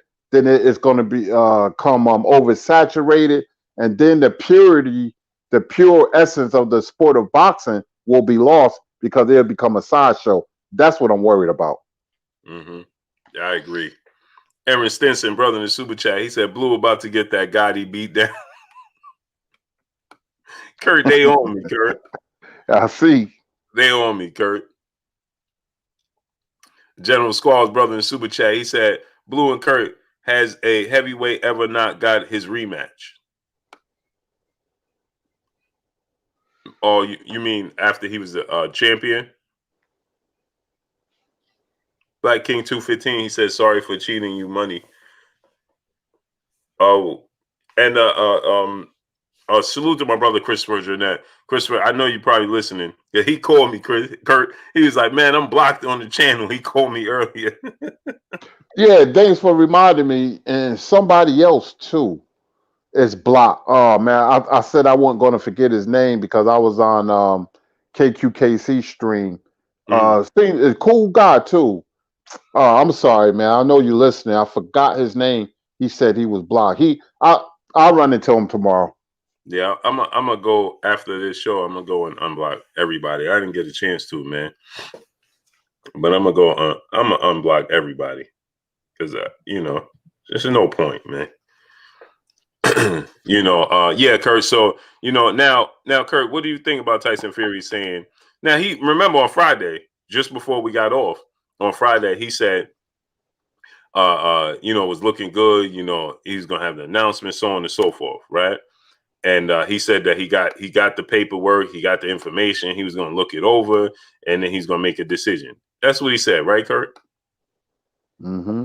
And then on Sunday, they're like, Eddie Hearn is like, well, we're gonna present Tyson Fury and his team with the paperwork tomorrow. Huh? And then Tyson Fury's like, well, when we get the paperwork, we're gonna go. I thought you got it already. It'll be April, mid-April tomorrow. Well, it's that now, but like I said, they supposed to announce it tomorrow. Tyson Fury, like I said, he's a flaky kind of guy. So flaky guys like him, they Monday they can speak to you, and Tuesday they act like they don't know you.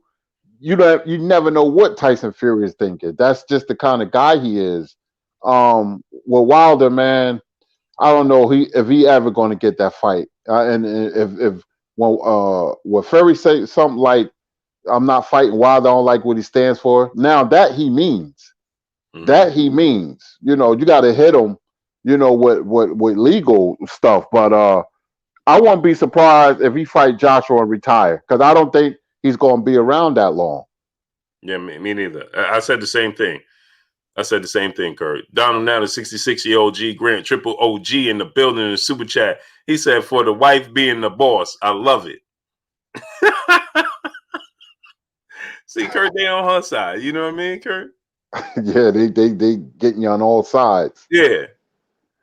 Salute to my brother Emmanuel H in the building, dropping that dub on us in the super chat. He said, salute, great brother Kurt. Yesterday, my father-in-law was listening to Curtis Blow. I said to myself, man, the historian is everywhere. Hope you help me stay strong.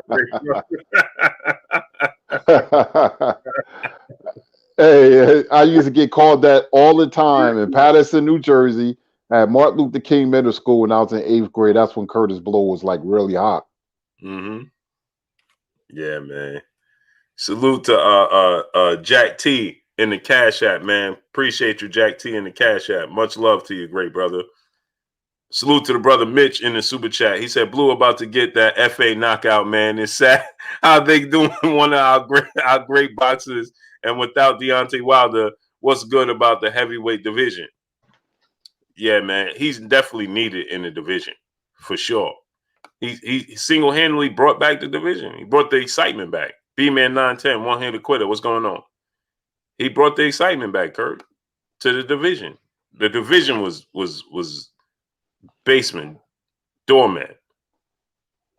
That's true. The American heavyweight always brought the boxing in general to prominence. Mike Tyson, Ali, Jack Dempsey, these guys were on the same level as the president, and even though welterweight's my favorite division, the American heavyweight is the epic center of boxing, the popularity of it. When you look at when the heavyweight champions on top, the names I mentioned, it seems like the whole sport was for top tier, first tier sports. And in America, Jack Dempsey was real popular, more popular than Babe Ruth. That made more money than Babe Ruth. And Muhammad Ali, the most recognizable face on the planet. And Mike Tyson was a more popular athlete. And Michael Jordan in 1988 was a great year for sports in general. Mm-hmm. DP Rocket, brother in the super chat. He said, Kurt, I watched Fist of Fury over the weekend. What kind of boxer would Bruce Lee have been? Salute to you. Bruce Lee would have been a boxer puncher because he had very good footwork, and in the movie he punched in combinations. Even though yes. Kurt, do me a favor. Just take over for 1 second. Let me answer this phone call. Sure. Yeah, Bruce Lee, for those who don't know, studied. He had a obsession with Muhammad Ali. He used to go in his study, his room, and look at film all day and night of Muhammad Ali. He couldn't understand how a big man could move around the ring like that, and Joe Frazier, he liked Joe Frazier. He liked the tenacity and the power of Joe Frazier. But Bruce Lee was more of a scientific type of fighter. Remember, he was a great philosopher. So, be water, my friend. So he loved Muhammad Ali. He he was crazy over Muhammad Ali's footwork. Remember the movie The Way of the Dragon with Chuck Norris? He incorporated footwork in the movie. He was getting beat, and then he started bouncing in rhythm, and he started bouncing, and when he had that epic fight with Chuck Norris at the Rome Coliseum. So Bruce Lee would have been a boxer puncher. People's going crazy, when we watched him in Chinese Connection. He was throwing the combinations where he's fighting the Russian guy. Forgot the Russian guy. Well, he ain't Russian in real life, I don't think. I think his name was Robert Baker. That's probably my favorite and best Bruce Lee fight I ever saw when he fought the Russian and Chinese Connection. It was tremendous, man. Bruce Lee was at his very, very, very best, man. But well, I'm not going to talk about Jerron Ennis until Blue tie up some loose ends. But I'm not. Let's talk about Conor Ben until Blue come back. I'm not sold on Conor Ben. I like his fighting spirit. He goes after it, but Sammy Vargas is a little long in the tooth. He's what 31, but he's an old 31. He's been around the block a few times. He's going to be a gatekeeper now for the up and coming welterweights. So I didn't put much into that. Some people like Conor Ben a lot. He throws a lot of punches. He throws punches with murderous intentions, and I said, okay, that's a start. I don't really know how good he is. It would be a good fight with him and Amir Khan. It's always intriguing to see a guy who was established like Khan was and a young up and coming guy. That always seems to, mend the bridge in boxing. The old guy versus the up and coming guy. Uh, Amir Khan would never take that fight, so I would like to see Conor Ben again, and the other welterweight up and coming Mantis Staniosis. I know I butchered his name. He's to me a typical Eastern European fighter, strong. He comes at you, but he's open for an uppercut. His high guard and body shots. Delorme just wasn't good enough to do any damage. He didn't have the power or the pure boxing skills to outbox Imantis. Um, Delorme, the 140 pounder, but every time he stepped up, he lost a lot of big fights. He lost all his big fights. He was in with Crawford and Spence, people like that. But he's excuse me, I'm sorry. I was talking about Vargas, but Emmanuel Staniosis is a young fighter. Like I said, he's strong, but he's open for an uppercut and body shots. Delorme just wasn't good enough. He's like I say, Delorme. I got distracted. Delorme was in with Crawford, and who was? Did he fight Jamal James? I believe. I believe he did. But Delorme was once a blue chip prospect, but he's not that. It's not easy when you have to live up to expectations. Thomas Delorme Felix Verdejo was highly touted prospects, but they seem to miss the mark. So I have to see more from Staniosis to be convinced. But I like the welterweight division. I like where it's going. Like I said, I want to see Conor Ben again. He's calling out names. Sean Porter. Sean Porter will be a good fight, but I don't think Ben is ready for that. He has a lot of fire, just like his father. His father was a terrific offensive fighter, but his chin wasn't Marvin Hagler like, and his defense had a lot of holes in it. So we'll see how that turns out. But Crawford and Spence, even though there's the ascension of a new king that's on the horizon, they're not laying down for anybody. They're not going to do that. You're going to have to take them titles from Crawford and Spence because they're established. They're going to be Hall of Fame fighters, and it's not going to be easy for anybody. You have to beat them. You have to beat them. But what I don't like is, people saying that certain fighters Spence will beat and Crawford couldn't or wouldn't beat, and that's not true because Crawford and Spence, like I said, you don't know who's better until they fight each other. You don't know who's better. Maybe Crawford slightly. I don't know. A lot of people say Spence is a truly 50-50 fight. So the same energy you have for Crawford, negative energy you got to have for Spence because this new guy comes along, he could beat both of them. You know, you got Virgil Ortiz, the welterweight is going to change in the next couple of years. It's going to be the younger guys.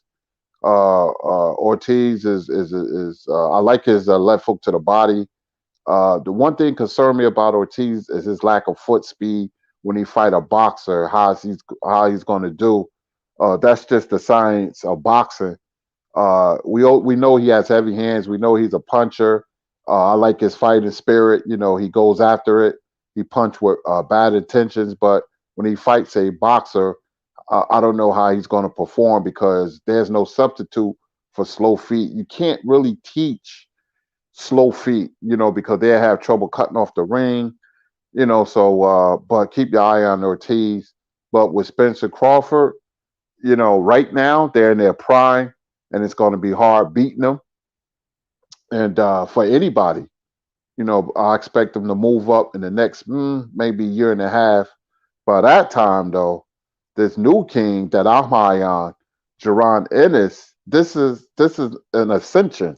This is a guy whose skills jumps out at you. This is a guy who had his coming out party. Even Blue said that this will be his coming out party, and we agreed. And Sergey Lipinets is not an easy guy. You see what he did to Lamont Peterson.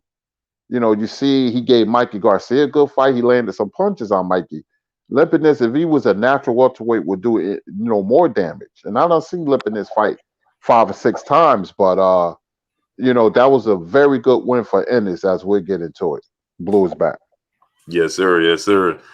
David Scott the third brother in the super chat said, "Blue, about to get that Martin versus Tommy Hearns action. Salute, Kurt." Gina, I don't want to fight no more. You remember that, Kurt? I don't want to fight no more, Gina. Yeah, that's a classic episode, man. Hey, he said, what Martin said, Kurt? He said, hey, Tommy. He said, I told you that was my girl. He said, oh, I must have missed that, little man. Check out little man over here. He said, Tommy, you ain't gonna respect me, huh? He said, what? He said, man, he said, what you think? Cause you Tommy Hearns? Well, I asked Sugar, and he told me you was the get hit man. Yeah, he wanted to get Gino a ride. That's how that all started. That was funny. Yeah. Is Gina, remember he's at the house? He's like, Gina, you want to go take a ride in the limo with me? You want to leave with me? We're gonna get some meat. She's like, oh no, Tommy, I told you already. He's like, Tommy, you ain't gonna respect me, Tommy? I already told you. But he said, I asked Sugar, he told me you was the get hit man. Salute to Emmanuel H in the super chat, dropping that half a dub on us in the super chat. He said, Blue, talk tough until the wifey say, let another ticket come in. Ain't never seen somebody posture straighten up so quick. About to catch that Layla Ali treatment on live stream. Oh man, Kurt, they something else, man. Unreal, Kurt. They getting at me, Kurt. Yeah, I gotta address Keon. What he said in the chat. He said style make fights, and I was saying this, Blue. When you throw Jaron Ennis in there, they're basically saying he gonna just run through Crawford, but Spencer beat him, and I disagree with that because they're trying to separate Spencer Crawford. And like I said, you don't know who's better between Crawford and Spence. I want to see the fight because they styles play into each other. When you really look at them, they're similar but a lot different. They both get hit. Their defense is not spot on like you think it is. Spence gets hit. He get hit. So does Terrence Crawford. So when you have the same energy for Crawford, you got to have the same energy for Spence because the two of them, there's not much difference. They're top three pound for pound. Some people say Crawford, which I got him at number one, and then you could throw in Canelo 2, Spence 3, or you could say Spence 2, Canelo 3. But they're right there with each other. They're both undefeated. See the similarities? Pound for pound fighters that's undefeated in the same division, but there's not that much difference between them. That's why we all want to see the fight. You're trying to separate Spence and Crawford, people, but you can't because there's no guarantee Spence is going to beat Crawford. Crawford may go and knock him out in 10-11, or Spence may knock him out. Then what you're going to say? There's not much difference. It's a tough fight for both men, for each other.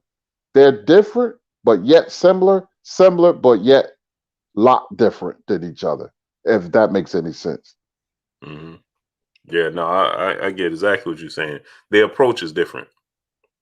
Yeah, skill level. They're both highly skilled fighters. They both gonna hit each other. I can't tell you who's gonna win. I looked at both of them. I'm like, man. I said Spence gonna hit him, and then I said he also gonna hit Spence. Mm-hmm. So I can't. There's not much room between them. Any expert would tell you that. Now throwing Jerron Ennis and people saying, well, not yet, Jerron Ennis, and I say not yet, but I'm gonna tell you something. This is about an ascension. This is about a guy who has a high ceiling that's coming like a rhino. And when I say coming, I'm talking about he's putting everybody on notice. He's putting Spence and Crawford on notice. And then when they talk about Jerron Ennis, there's a little uncomfortable body language. I caught that now. With both of them, I'm not saying they Yeah. scared, but fighters know when this guy seems to be different. And the only thing with Jerron Ennis is if he gets the intangibles, and I say he has two things right now that's better than Crawford and Spence. That's footwork. His footwork is exquisite, and his rhythmic and perpetual motion. Those are two assets that comes natural for Jerron Ennis. But not now, but a year from now, Spencer Crawford better not be in the welterweight division. There's a new king that's on the horizon. I agree, Kurt. Emmanuel H, my brother, back in the super chat. He said, Blue said, answer the call, aka wifey giving him the Ike Turner treatment, Kurt. Kurt, I can't win for losing right now, Kurt. Hey, once the chat pounce on something, they're going to cut you to ribbons. That's it. Abdul Anwar, my brother, what's going on?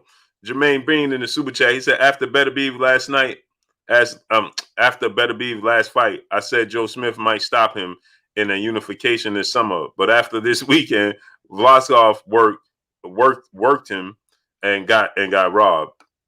I didn't think it was a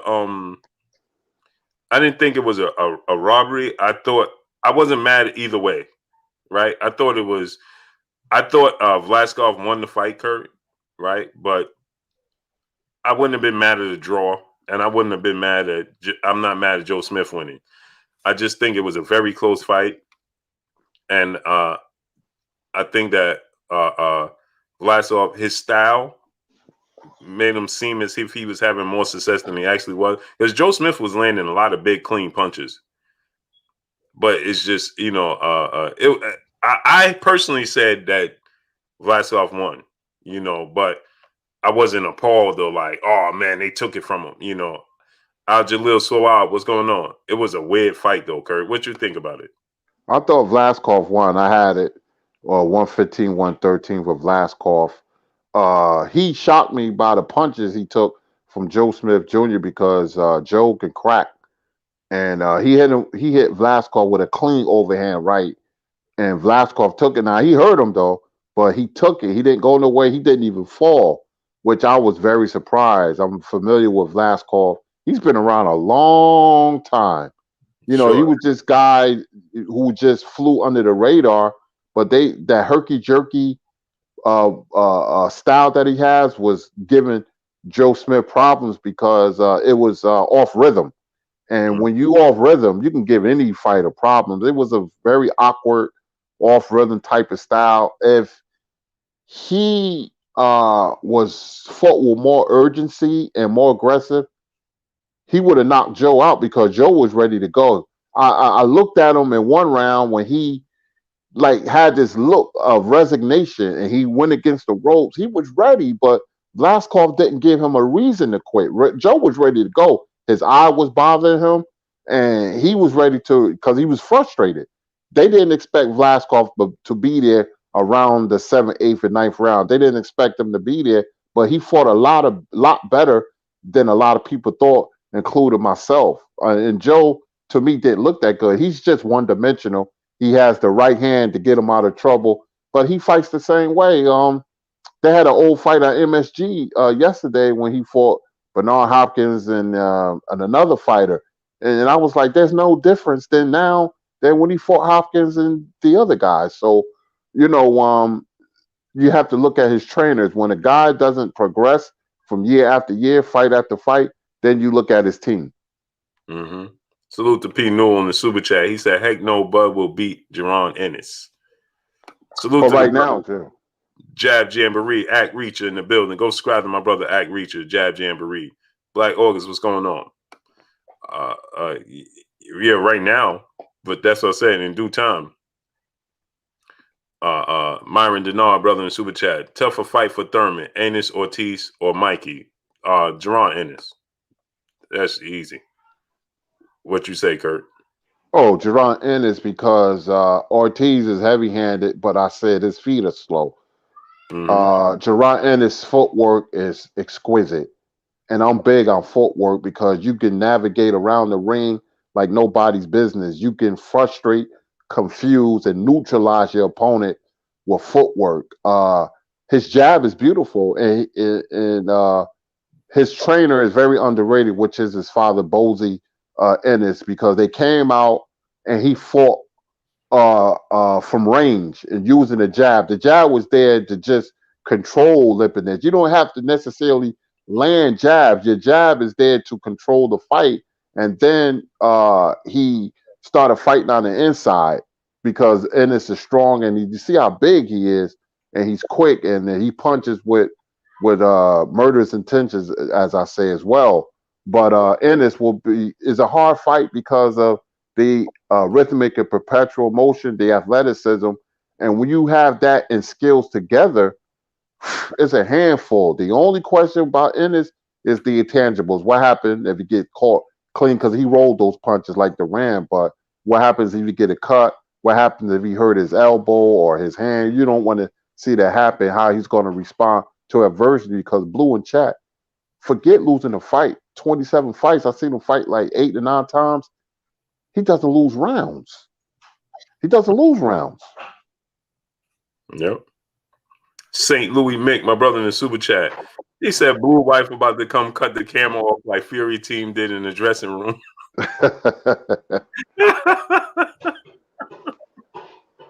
Unreal, man. Unreal. Smash the like button, man. Get the likes to 1K, man. Get the likes up to 1K. We should have been at 1K already. Jalil Sawab, my brother in the super chat. Question for both Blue and Kurt. Which fighter gives Jerron Ennis more issues? Ray Robinson, Mean Machine, or Jamal James? I would have to say Mean Machine. But Jamal James is very rangy. Ray Robinson, their style is pretty similar. But I just Mean Machine's his approach, his toughness. I think that they all. He's going to obviously. I believe that he'll pass the test against all of them. But I just think that what we saw from Mean Machine, now he was stopped by Terrence Crawford, so that could play a part. But I think that obviously Ray Robinson. I thought that Ray Robinson won the fight against Mean Machine. But styles make fights. So immediately I would say Ray Robinson, but Jamal James comes to mind. I think that they're all on equally will present the same amount of challenge to him, just in a different manner. What you think, Kurt? It's between Kavalauskas and James because Ennis can box and punch. Kavalauskas, he has quick punches up the middle. Whether that's he was running Crawford into punches, which was very smart. And Crawford was overly aggressive. I like that about Kavalauskas. Jamal James is going to move, so he might survive a little longer. He's tall, rangy, but Boots is tall, not as tall as James, but he's a lot stronger. Kavalovskis Robinson, like you said, is even kill, and James maybe by a hair because he's going to jab. He's going to make it a boring fight.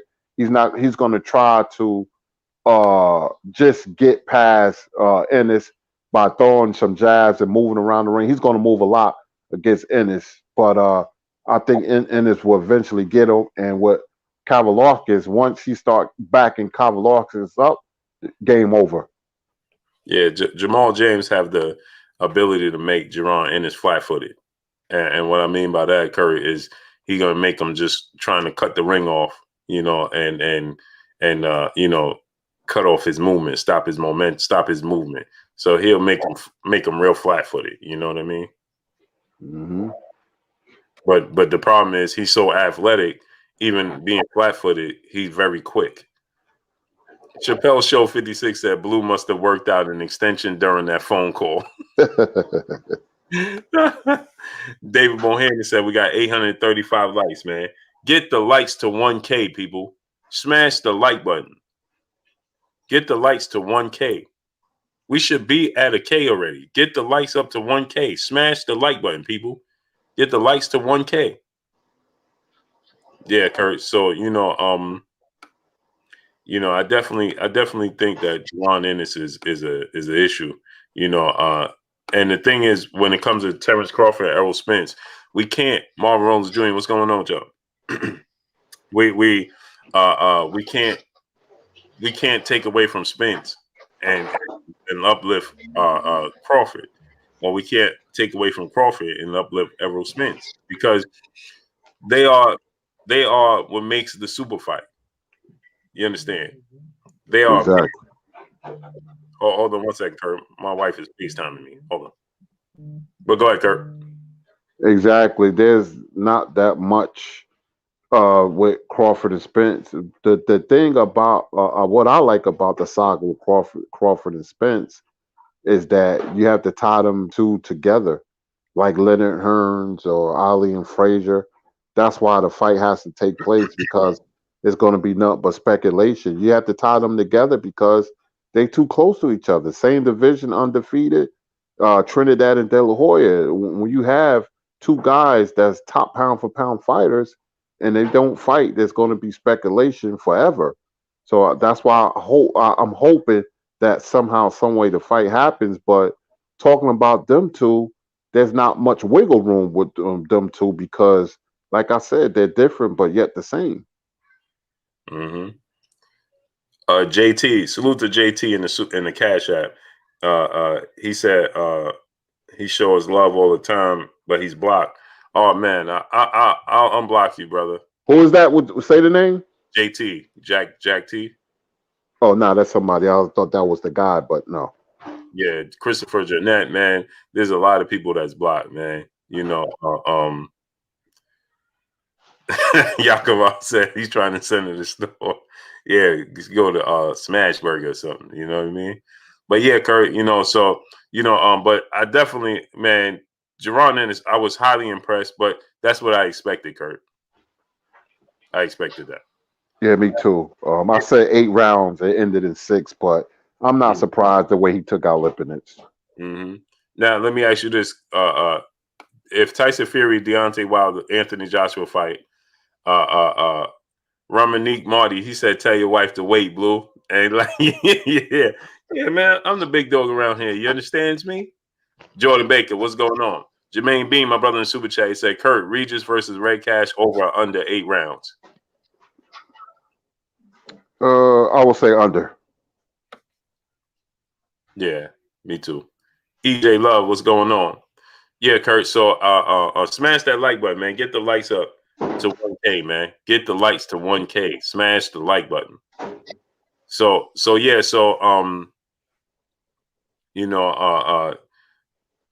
It seems like now if they're gonna announce the fight with Tyson Fury and Jalen told my y'all he worked something out. No, she told me it's 750. It's 750. That's what she just said. It's 750. So Kurt, if they do announce the fight, so that means Eddie Hearn is close to the situation. He would know for Dillian White See, I'm confused, right, Kurt? As why would Dillian White now be focused on somebody else if Anthony Joshua and Tyson Fury is going to come to fruition?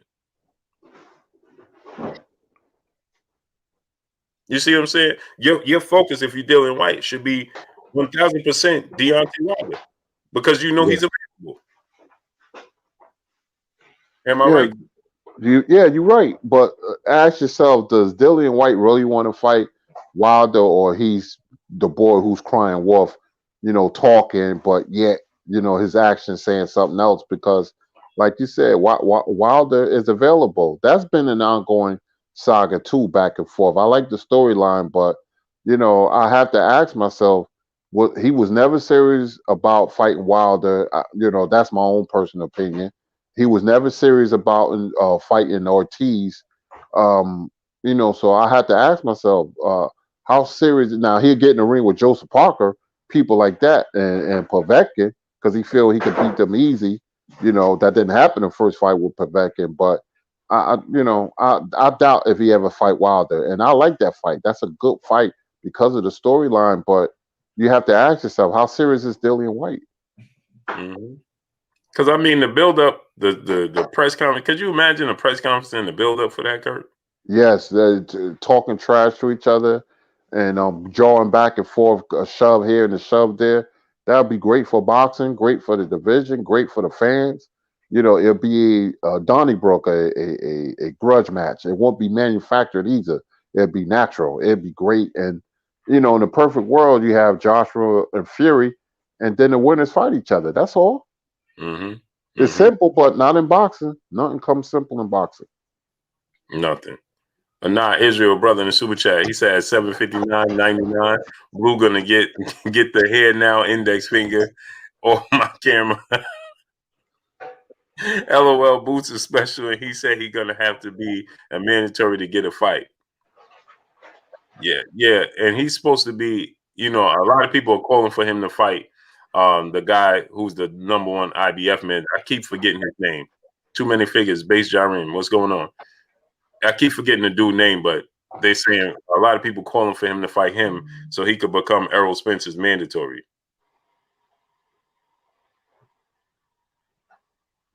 But You talk about not Staniosis, right? no. Staniosis is he was on the undercard. The other dude he's in position for the IBF belt. He's like #1 in the IBF rankings. I forgot his name.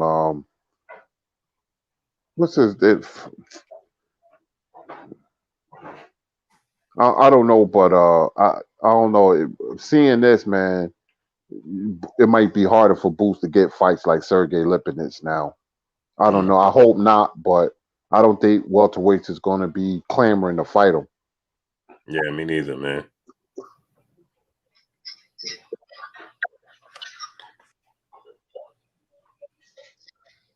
I'll be happy with Josecito Lopez or Jamal James. I don't think that's going to happen. I don't know. Maybe they, test their skills and heart. Maybe they will fight him, but he can't go backwards now. I mean, I know people are going to turn him down, but there has to be a name now. That's not going to be easy. He's going to have to work his way up to mandatory status now. Kurt, my wife texted me, told me, you can stay on. I'm going to do it for the people. I'm doing it for the people.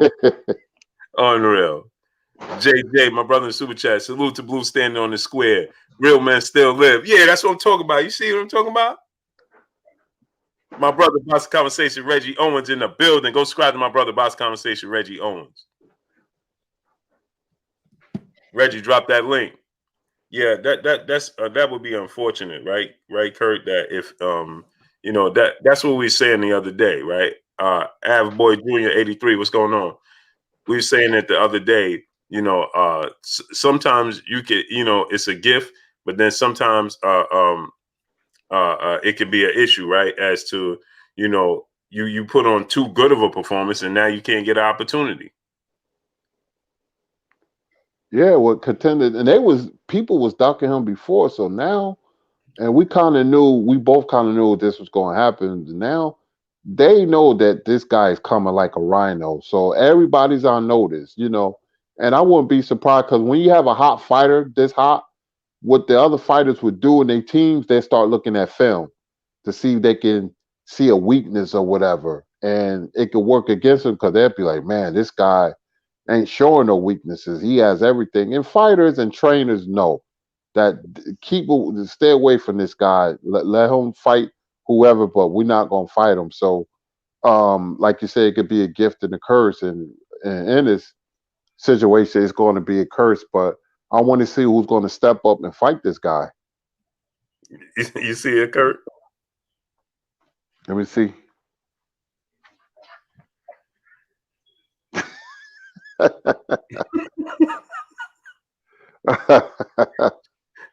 Oh man. Unreal, Kurt. D. Hodges, Raphael Black, Sylvester Solomon, 2011, Supreme Beast Boxing Talk. What's good with you, great brother? Jay Lynn talking about he got an extension. For the people, Ahmad is Ahmad. Chappelle Show 56 says, salute, Mrs. Blue. Jay Lynn said, oh, you going to pay for that, Wayne.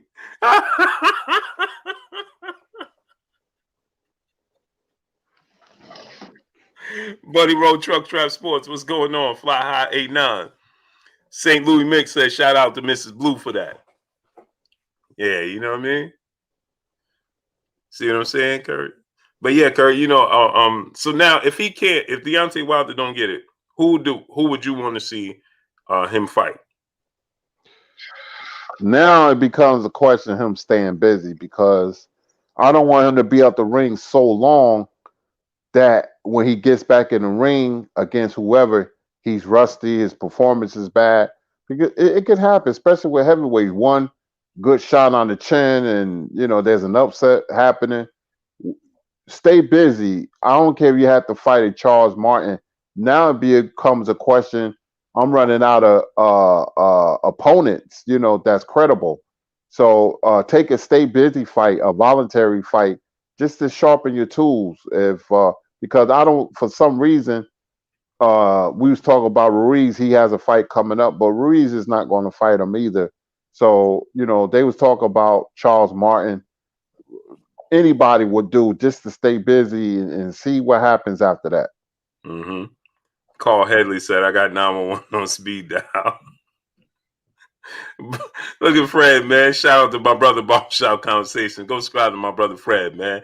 He said in the super chat, Blue Blood and Kurt whispers, if you don't want your wives all up in your business, come to Barbershop Conversations.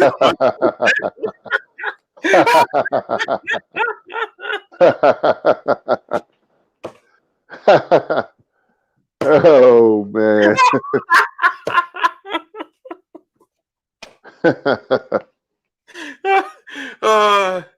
Oh man, Kurt. Unreal. Come to Barbershop Conversations. So you can be free.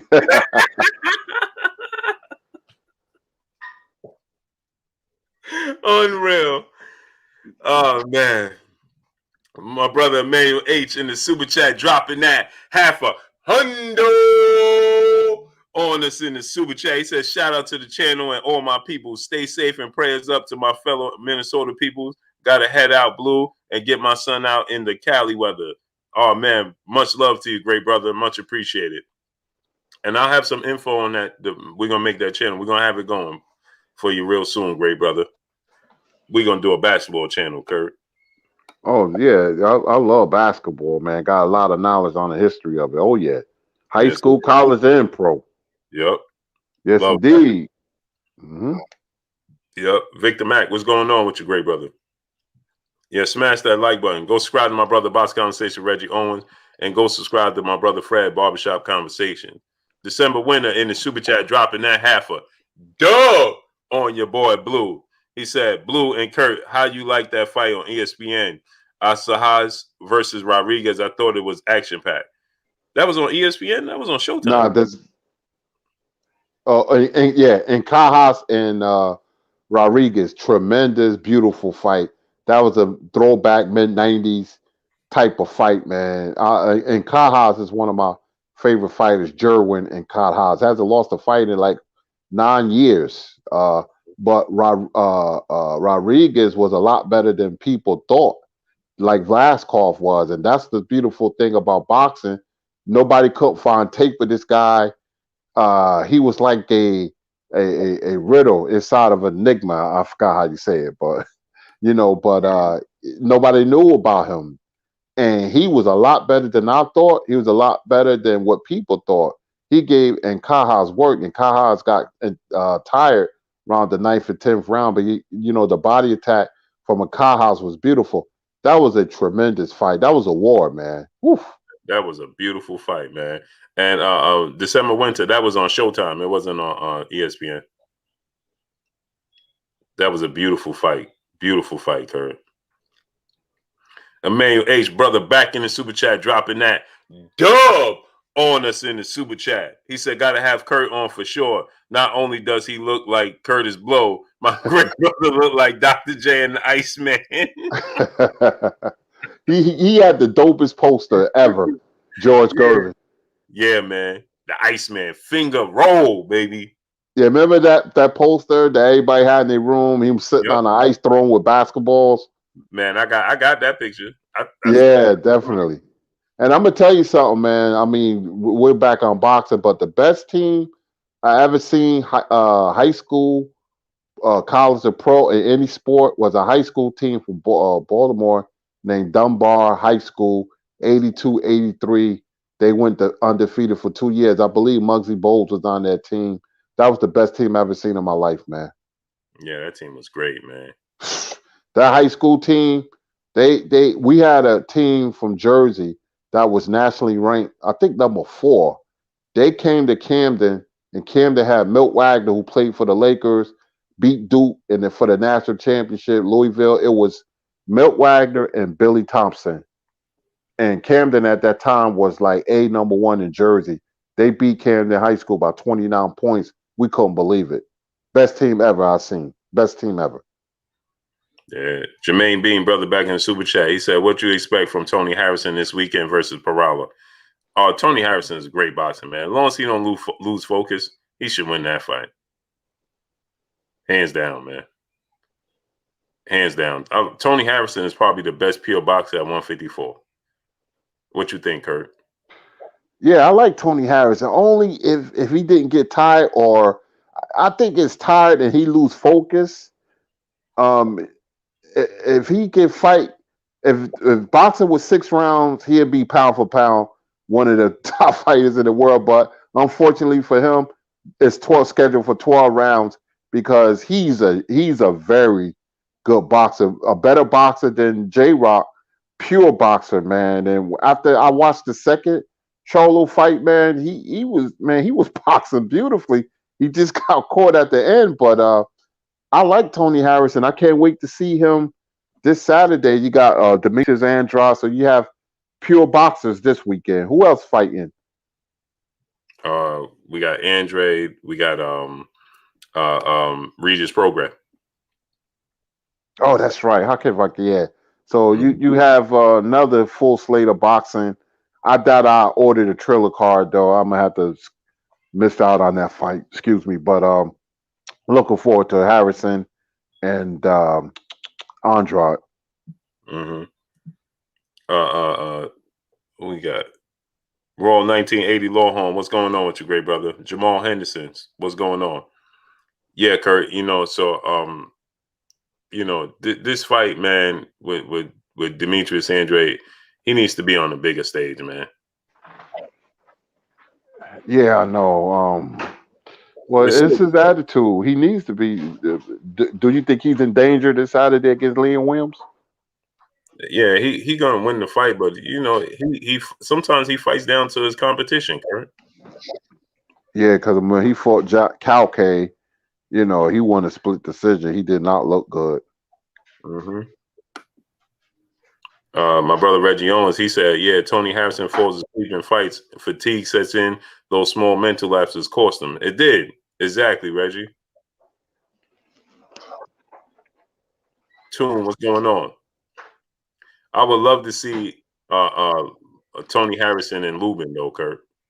Oh man, that's a great TV fight for hardcore boxing fans. That's a great TV fight. That's Mm-hmm. the TV where you get your food and just sit back and relax. Hopefully that can happen. I would love to see it, man. That's a very good matchup. Mm-hmm. Raw 1980 Lower Hall, my brother in Super Chat. Salute, gentlemen. I was excited to see Boots. Like when I'm preparing to watch Spence, my two faves. Yeah, man, I'm super excited to see Jerron Ennis, even more so than Errol Spence, because Errol Spence has already reached the pinnacle, right? He's now he could show us little different facets of his game, but we know his greatness already. Smash the like button, people. Get the likes to 1K. Get the likes to 1K. Right now, my peoples, get the likes up to 1K. We should be past 1K. So where Errol Spence, we already see, like, it's exciting to watch them step back in the ring and display their skill set at a high level. With them, more so with Errol Spence, Terrence Crawford, it's more so to do with seeing them fighting different fighters, levels of fighters, right? It's like you want to see them with the best. That's where the excitement come from.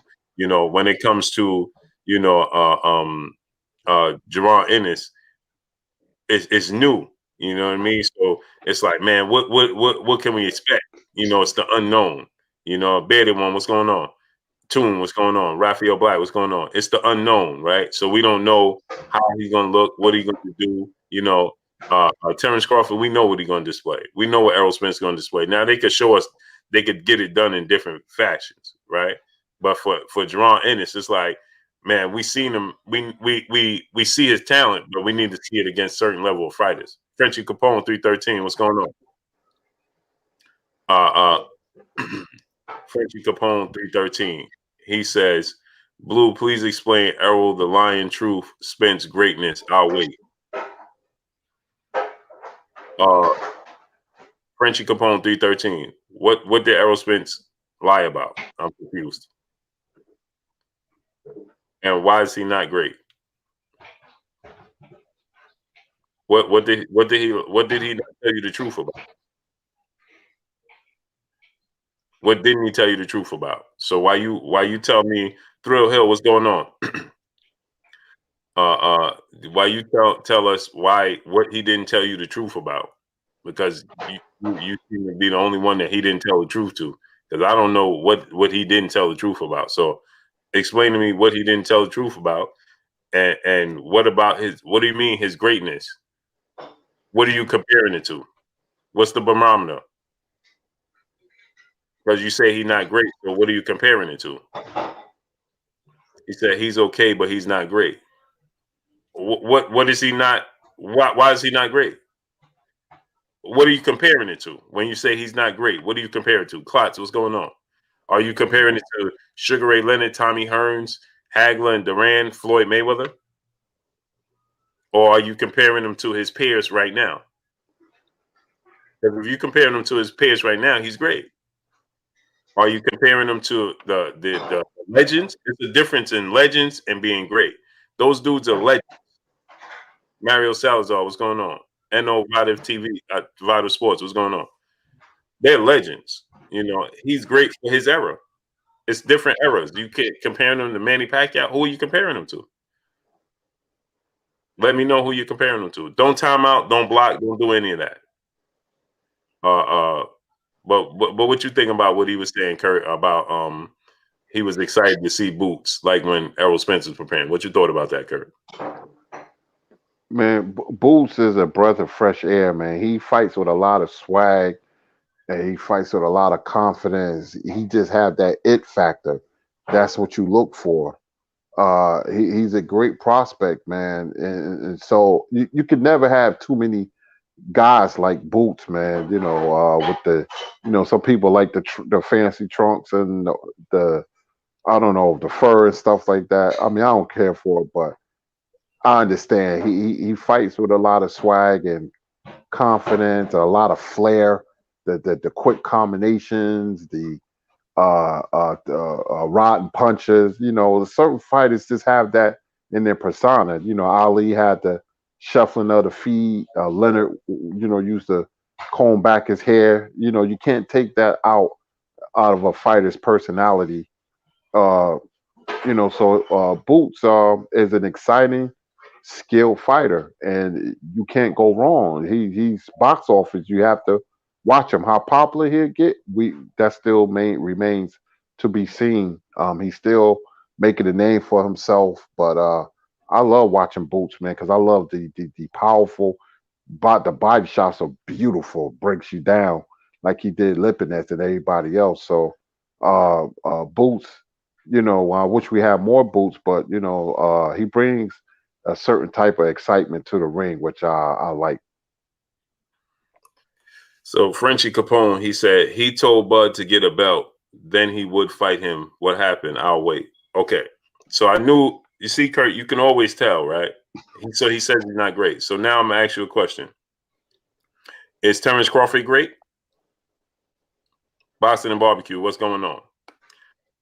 IMO 954, what's going on? So Frenchie Capone, 313. Terrence Crawford is great in your eyes? And I'll get to as far as him saying about the belt, because see, people love to take that, and just place that on Terrence Crawford, on Errol Spence. When they get it confused. See me grow. What's going on? They get it confused with Keith Thurman. That's what they get it confused. But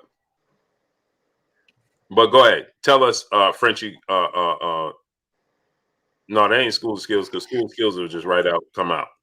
Official T Flasher, what's going on? So tell us, Terrence Crawford is great. I want to say this, Blue, Go ahead, Kurt. real quick. You see how compelling and emotional boxer can be? It just seems to me both fan bases can't separate their feelings and emotions until just being having fair opinions about both fighters. The, when Crawford fans they put down Spence, liar, true Spence, and Spence fans put down Crawford, where all you have to do is sit down and look at them fight and look what they achieved, and they're both undefeated for a reason. But it's like I'm being in a barbershop when I was a young kid, and Frazier fans putting down Ali, and Ali fans putting down Frazier, and most boxing fans can't separate their emotions until common logic. Common logic, both are excellent fighters. I had Crawford beating Spence, and before then I start watching Spence and I start watching Crawford. I said, man, this is a 50-50 fight because I see what success Spence can have. Then I start seeing what Crawford can have, but you can't separate these two. You can't. They joined at the hip because as fans on this platform, we joined them at the hip. There will be no separation until they fight each other. That's just the way it is. That's why it's important to give them both props. If you're going to criticize one, criticize the other. They both lack on defense. They both can knock you out. They both can box. They have a certain type of athleticism. So, and addressing that young man's comments. Now, Spence is more than okay. He's a terrific fighter. He achieved winning a title, beating a very good Kell Brook on the road, and been dominating. So you can't just say he's okay. He is the truth, and you can't criticize Crawford either. Right. Sylvester Solomon, 2011. What's going on, great brother? So this is what y'all do, right, Kurt? They want to downplay. So now Danny Garcia is not good. But the funny part about that is 2K Slump 21, what's going on? He says, but Spence is holding it back. Spence is holding what back? He said, Bud is okay, but his energy stay the same. Then you completely not watching Terrence Crawford, because he says one thing today and says a completely other thing tomorrow. You've never heard Errol Spence say one thing today and it's something completely different tomorrow. So what are you talking about? Please explain. Terrence Crawford said, to be the man, you have to beat the man, out of his own mouth. And Errol Spence is not the man. That Keith Thurman is the man. Well, what made Keith Thurman a man? Well, because Keith Thurman had the WBC and the WBA belt, and he beat Sean Porter and Danny Garcia. Okay, well, Errol Spence beat Kell Brook, Sean Porter, and Danny Garcia, and he has the WBC and the IBF. So doesn't that make him the man? That would make him the man. And then he said that Terrence Crawford said, oh, it has to be 50-50 in my favor. Then when I asked, okay, what about if they offer you 50-50, we make the fight? No, I'm past it. Okay, so who's holding up the fight? Because Errol Spence said 60-40 split. Well, he's well in his right because you look at the numbers and the numbers don't lie. They tell the truth. So he's the biggest star. So he's saying, give me 60-40 and make the fight happen. What are you talking about? Terrence Crawford said he had his three number of objectives. You break it down, his three fights that he wanted to get was number one, Manny Pacquiao for the better part of 6.5 years. Then he said number two, Keith Thurman. Then he said number three, Danny Garcia. So what are you talking about? And Errol Spence, this is where I get annoyed. Errol Spence said he didn't say the easy route. The easy route, he was saying, y'all act, I don't understand. This is Kurt, this is where I get annoyed, right? Because Errol, you understand exactly what he was saying when he said the easy route. Because the promoters and the networks didn't have to cross promote. That's difficult. That's not easy to do. Stop acting like you don't understand what they're talking about. He said the easy route in the route of fighting the fighters that's already on his side. All of the best welterweights are on his side. The other champions are on his side. Why are you acting like you don't understand what he's saying? And he already had a plan, just like Terrence Crawford already had a plan. So when Terrence Crawford said he had a plan, nobody have a problem with that. When Errol Spence said he have a plan, then y'all have a problem. I'm confused. When Terrence Crawford said his number one objective is Manny Pacquiao, that last time I checked, Kurt, Manny Pacquiao is not Errol Spence. He continues to say his number one objective is Manny Pacquiao. So who's holding up the fight? He said Keith Thurman is the man at welterweight, not Errol Spence. He said that his number one objective is Manny Pacquiao. He made mention of Danny Garcia. He still hasn't yet mentioned Sean Porter, but y'all acting like it's Errol Spence. The numbers tell the truth. Errol Spence did. You can remove all his pay-per-views except one. The lowest one he did during the pandemic with Danny Garcia did 310,000 pay-per-views. That one fight. Terrence Crawford did two fights on pay-per-view with Amir Khan and with Victor Postol, and they did a combined 210,000 pay-per-views. So the last time I checked, Kurt, 310 is more than 210, isn't it? Yep. And that's 2-1. So you take one of Errol Spence fights, and one fight with Danny Garcia did 100,000 more pay-per-view buys than two of Terrence Crawford's fights combined.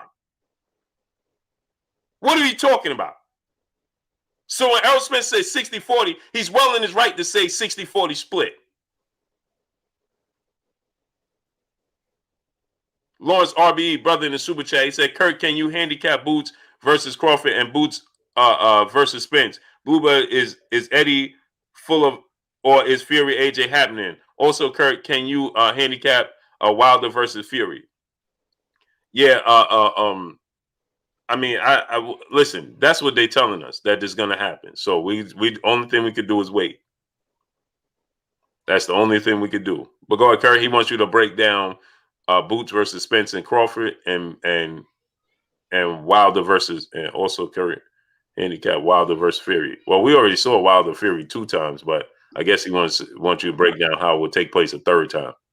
Well, I'm gonna go Boots and Spence, Boots and Crawford. I can lump them all together because, like I said, Crawford and Spence, they are even killed to me, the top fighters in the sport of boxing. But with Spence and Boots, Spence is used to being a guy that's more athletic than all the other fighters, Lamont Peterson, Mikey Garcia. What's intriguing, if he fights Boots, he will not be the guy with the rhythmic and perpetual motion and athleticism. He will be the lesser fighter when it comes to athletic prowess and footwork, and that's where the trouble is gonna lie. Now, it's a year from now, not now, because you don't want to put boots in too early because the tangibles such as experience, being seasoned, those are big. Those are big. Uh, uh, you could ruin a young fighter. I always thought Fernando Vargas' career was ruined because too much, too fast, too soon. I always thought they should have took his time with them. Boots has time on his hands, but the more you wait for him, uh, the gap is not going to be closing in on Spencer Crawford. The gap is going to widen for Ennis. He has that much upside, but I think if he go in there and boxes and fights behind the jab, then I think he can beat Spence by unanimous decision. And it goes along with Crawford. The same with Crawford. Crawford is used to being a more athletic fighter and rhythmic and perpetual motion. And but he will be the lesser fighter. It will be a shock to them because the things they can do on all their opponents, Crawford and Spence, they won't be able to do on Ennis. So now you're facing a guy who's bigger, who hits just as hard, who's faster, and whose footwork is better. And right now he'll give him trouble because you have to. If Boots fights on the inside, it's good for people like Ortiz and Crawford and Spence. But once the competition becomes top notch, I know what's going to happen with Boots. He's going to start boxing. And once he boxes and fights behind the jab, when he opened up, look at the first round against Lipinus. Lipinus didn't know what to do. His foot, well, he was all over the place, Ennis. And the jab, he was just pumping the jab out there. I think that's going to bowl not so well for the Crawfords and Spence. And I done seen can't miss prospects miss, but with Ennis, it's just to me, it's just something different about this dude. I remember him running around in the gym as a little kid watching Derek Ennis fight Gabriel Rosado. That little kid was Boots. He looks just like that little kid from Soul Food, by the way, Blue. They look like the identical twins to me. But Identical twins, right? yeah, they look the same. But I just think that with Crawford and Spence, they're very good fighters, and they have some natural ability, but they had to work on their craft to get better and better. The difference with Jerron Ennis, everything comes natural to him, and he's not in his prime. He's only 23. So the more he waits and gains seasoned and experience, it's not well for the welterweight division. With Fury and Wilder doesn't have to change his style because he is who he is. You can't make him Pernell Whitaker, the different trainers. What Wilder's going to have to do if he gets another crack at Fury, he's going to have to change his attitude. He's going to have to go for broke. He's going to have to fight with aggression. He's going to have to fight with controlled fury. You see, Mike Tyson was smart because he recognized with my power, I could catch guys cold in the first round.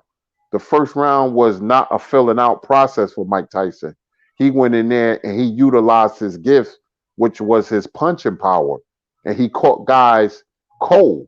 Some guys just don't warm up. And it's good to catch a guy in the first round because he's cold, he's unprepared. He got to get himself mentally into the fight. Mike Tyson was always mentally into the fight during the first round. So for Wilder to win, it's the attitude. He had to change his attitude. Just be aggressive. If Fury come towards Wilder like he did, it could be better for him. You got to push Fury back and throw a lot of punches, man. You have to change your attitude. When Joe Louis lost to Maximilian the first time, he had the rematch. He didn't change his style. He changed his attitude. He took it right to smelling, crack smelling vertebrae, and knock smelling out in the first round. It was his attitude because he said, I can't afford to lose this fight. And that's what Wilder has to do. fight like they're gonna abolish boxing the next day. That's how he has to beat Fury. Mm-hmm. Daniel Stanley, brother in the super chat, dropping that dub on us in the super chat. He said, "Salute Blue Blood and Kurt the historian. I paid $12 to see Boots fight. The next time he fights, I'm ready to pay $100 to see Boots' greatness. He put 147 on notice. Run, yeah, man."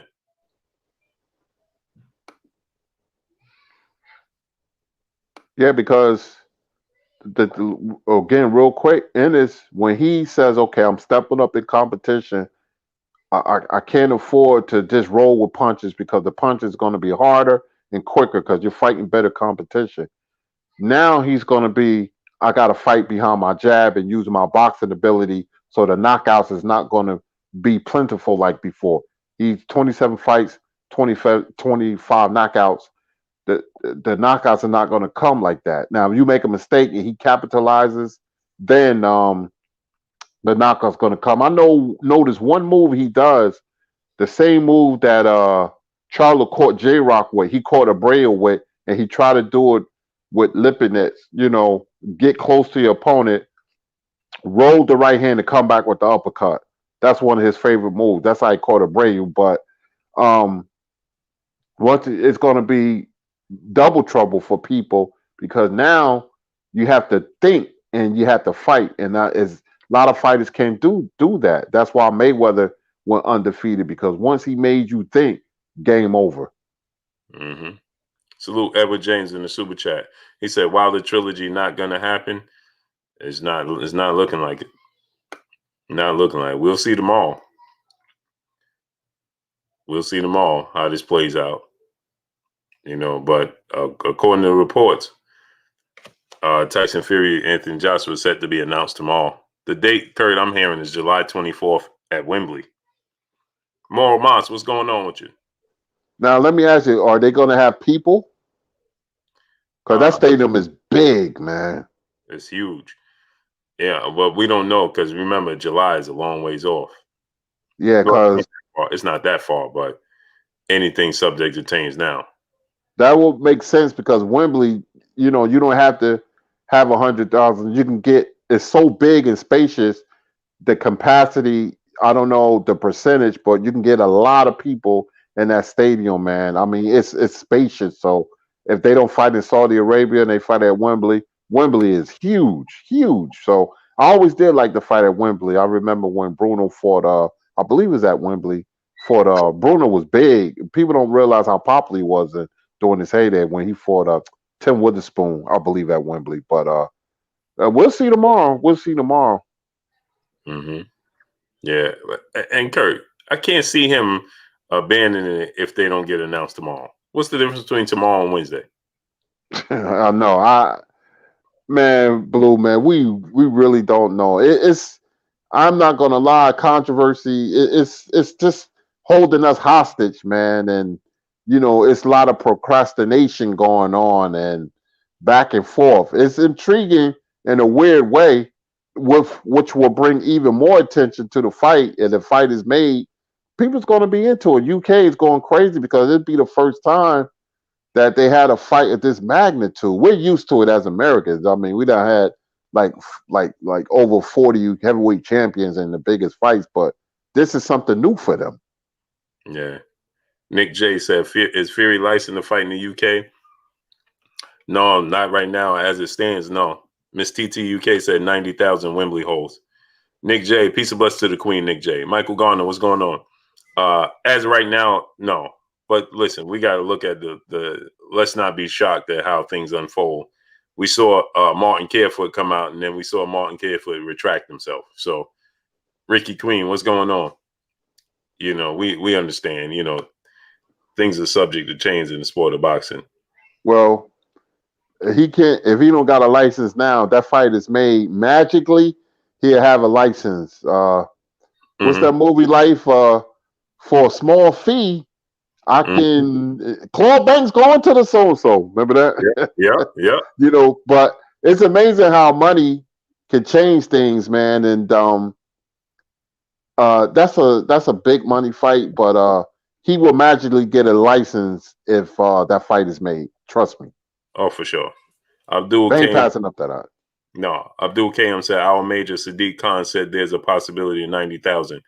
Yeah. So and they still Southpaw boxing meeting. What's going on? Stephen Huggins. What's going on? They still Coach Chris. What's going on? Obviously, they want the fight to take place in the UK, but they still Mr. Tally 140. Coach Chris. What's going on? This is still subject to change, right? They still deciding where they want the fight to take place in Saudi Arabia. You know, like Abdul Kaim, he's saying that they could build a stadium in Saudi for 90,000. You know, so they're subject to change where it takes place, how it takes place. Joanne DiMaggio, peace of blessings to you. You know, so we don't know, you know, but we're gonna get the details pretty soon. Jonathan Simon, brother in the super chat said, Blue and Kurt, what do you think of the middleweight division? Should I don't feel the energy like other weight classes, and 160 is a historic division because they're not fighting each other. Benny Blanco, what's going on? We should be having Jamal Charlo versus Demetrius Andrade. Yet we're getting Demetrius Andrade versus who's he fighting? Liam Williams, yeah. Liam Williams. We don't know who Jamal Charlo's gonna fight. You know, we don't know what's going on with Lyoto Murata. Triple G was in talks to fight Jaime Munguia, and now that went by the wayside. Now Jaime Munguia is fighting somebody I never heard of, and he's fighting like next week. Or is he fighting Saturday? Sonya Dumas, peace of blessings to you. It can't be. Don't tell me it's Saturday. Kurt, they just announced something. I'm like, huh? I mean, I'm about to tell you right now, Kurt. Jaime Munguia is fighting very soon. His career has been a disappointment. He had a lot of buzz. That buzz has stopped. I mean, didn't slow down or stopped. Next week, Kurt. Who's he fighting? Demetrius Ballard. I don't know. Yeah, me neither. See, this is what I'm talking about. See, this is what I'm talking about. April 23rd, Demetrius Ballard. Should be fighting that guy. What's good with your Lyman? That's my brother right there, Lyman Paulie, man. Yeah, Dimitri Ballard. He was supposed to fight Selecki, remember? Yeah. Yeah, that's right. Selecki pulled out. He hurt himself, right? Yeah, that's what they said. He hurt himself. Yeah, so now yeah, he's right about the middleweight division, though. Yeah, 36 wins, 29 knockouts. Oh boy. One step-up fight. Ryota Murata. What is he doing? What's his plans? It's a shame because middleweights is one of your historic high-profile divisions, and nothing ain't going on there. Nothing. It's very unfortunate. Right. Murata, last time he fought Kurt was early 2019. Man, he's hiding over there, man. He's hiding behind a rock over there. You're going to have to go over there. He probably fight some low-level competition. L-Dub Lawrence Williams, he said, go subscribe to my brother Lawrence Williams, L-Dub Boxing. Lawrence dropped the link. He said Ballard is a live dog in that fight. So I got to take a look at him. Yeah, me too. So Dante Fox, what's going on with you, great brother? I got to check him out. Calvin Ringo, what's going on? Gary Russell, he's supposed to fight Vargas, but there hasn't been Lawrence said Murata is in negotiation with Triple G, but he'd probably take a tune-up first. Yeah, man. Damian Ford, what's going on? Yeah, that's what I'm talking about. It's too long. Right. Tune-ups and my gosh. Man, it's hurting. The middleweight division used to be fire, man. Yep. Let's see who is when the last time Triple G fought? When he fought the guy, his last fight, that was in December, right? And so now he's gonna wait around for Murata. Murata gonna have a tune-up. Then like it hurts the sport, man. It just hurts the sport, man. Remember what we said about boxing? You know, it's frustrating, but we were happy Saturday with the Nkaha's fight. and the Rodriguez fight, and that other fight on the zone too. You know what I'm talking about. That was a terrific fight. The women's fight was terrific, Oh and the yeah, fight before that was terrific. yeah. Uh, Ebony Bridges fight was awesome, man. Oh man, wasn't it, man? I really enjoyed that fight. I really did. That whole card was pretty good, Kurt. Yeah, yeah. The zone been doing their thing, man. I mean, I go where the boxing goes, so you You know know. what it is, Kurt? That us hardcore boxing fans like it. Yep. Yeah, people was talking that the zone mess, but I wear the zone T-shirt now. Hmm. Because I'm like, wait a minute, they had the World Boxing Super Series, and that's when really became a fan because I said they getting it right, and I like boxing on Saturday afternoons, man. Especially when you got a car Saturday night, it's getting out of its own way because of the time zones, and I'm used to that the zone card in the afternoons, 2 o'clock. I'm loving it. Hmm. Hey, smash the like button, man. We still don't have a K. We should be past a K likes. Smash the like button. Ruben Today Lane. is a sad day in boxing too. Very sad day. What's that? April 12th is the anniversary. People don't know Joe Louis died on this date, and Sugar Ray Robinson died on April 12th. Joe Louis died April 12th, 1981, and Sugar Ray Robinson died April 12th, 1989. So April 12th is not a great day for boxing, but two legends died on the same day, 8 years apart. Man. K Keon next. Pharrell, what's going on with you, great brother? Wow. Mark Christopher Atkins, what's going on? Smash the like button, people. Get the likes to 1K, man. We should be past 1K. COD HS 35, what's going on with you, great brother? We should be past 1K. Oakland man, what's going on? Get the likes up, man. We should be past 1K already. We should be at 1.1K. Easy. We ain't even at a K. Get the likes to 1K. Wipe your feet before you come inside. Ring the doorbell before you walk in the house. Whoa, Myron, whoa, whoa, whoa, whoa, whoa! Wait a minute. Go ahead, read that. I didn't say that. Myron Denard, the brother in Super Chat, he said, Kurt said Triple G would be a prime Marvin Hagler, Bernard Hopkins, Roy Jones. Huh? Myron He Denard. he trolling. Yeah, he. What? Kurt, Myron Denard, Boxing Dad, what's going on? Kurt said Triple G would be a prime Marvin Hagler, Bernard Hopkins, Roy Jones, James Toney, and Michael Nunn. Oh yeah, he trolling. I ain't even gonna take him serious. I'm gonna laugh that off. Yeah, Myron Denard. What are we talking about here? He cracking up, Kurt. Oh, okay. See, Yeah, you got me because you had me.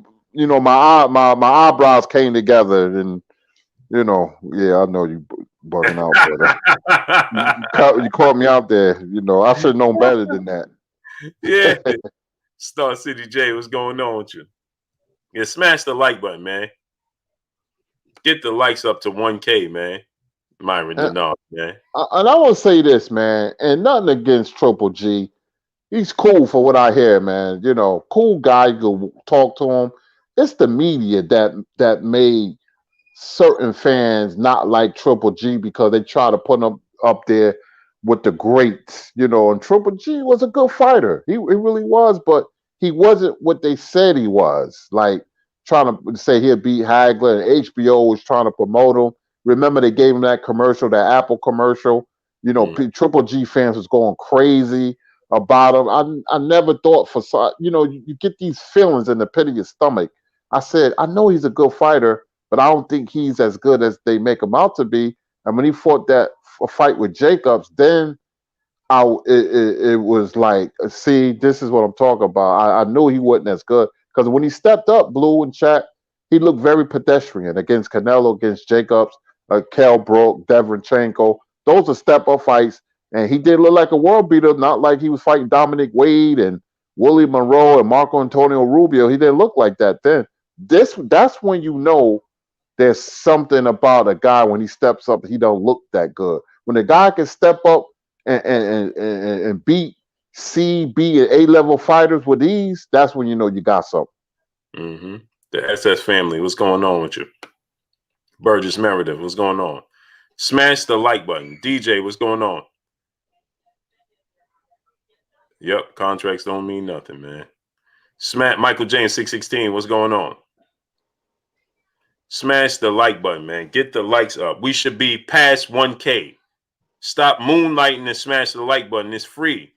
Wipe your feet before you come inside. Ring the doorbell before you walk in the house. Smash the like button. It's free. We should be way past a K likes right now.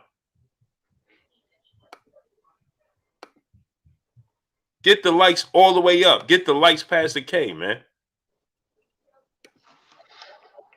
Hey, Kerr, I was watching Sports Illustrated yesterday, right? On YouTube. Mm-hmm. They had 1.2 thousand people watching. You know how many likes they had, Kurt? How many? 50. 50? Oof. 50. Man, that's horrible. Because people just sit there and watch it, don't want to support the channel. You listen to the information, it's free. Smash the like button. Get the likes up. There's no way you have a 1.2 thousand people watching and only 50 people like what they're watching. That's ridiculous, man. Get the likes all the way up. So yeah, Curry. So what do you expect from Andre moving forward? Do you think that he makes some adjustments for his career? Andrade, to me, his attitude is so lackadaisical, and his inactivity is going to catch up to him in one fight, and I think he's going to lose a fight. I'm not sure this one. It will be Saturday. I just got a bad feeling about Andrade. I think he fights down to the level of his competition. It almost happened with Jack Calcade. He won a split decision, and there's another fight. His legs is better, but it was one fight he didn't have any legs. He kept falling. Remember that fight? Mm-hmm. Yep. He kept like the scarecrow. He kept falling all over the place, like he had on ice skates. And I'm like, what's wrong with this? This guy don't have any legs. That's inactivity. Right. One day he's going to fight a guy who's going to fight above his head, and he's going to come in with no legs, or he's going to be so off, he's going to lose, and then he's going to say something. I don't like boxing anyway. I never did. That's why I ain't never wanted to fight. I'm done with boxing. Later, y'all. Mm-hmm. I can see him doing something like that. Yeah, me too. It's just I don't think he loves boxing, Kurt. Nah, he doesn't. Nah, his attitude says it all, man. But I think he's susceptible to getting beat by any fighter, or susceptible. I can't say any fighter. Let me change that. Susceptible to an underdog. Because in that boxing ring, man, that's the ultimate truth serum. It's weird how upsets happen when you're unprepared physically and mentally. That's when upsets happen. And like Larry Merchant used to say, when you don't take an opponent serious, you make him a serious opponent. Mm-hmm. Yep.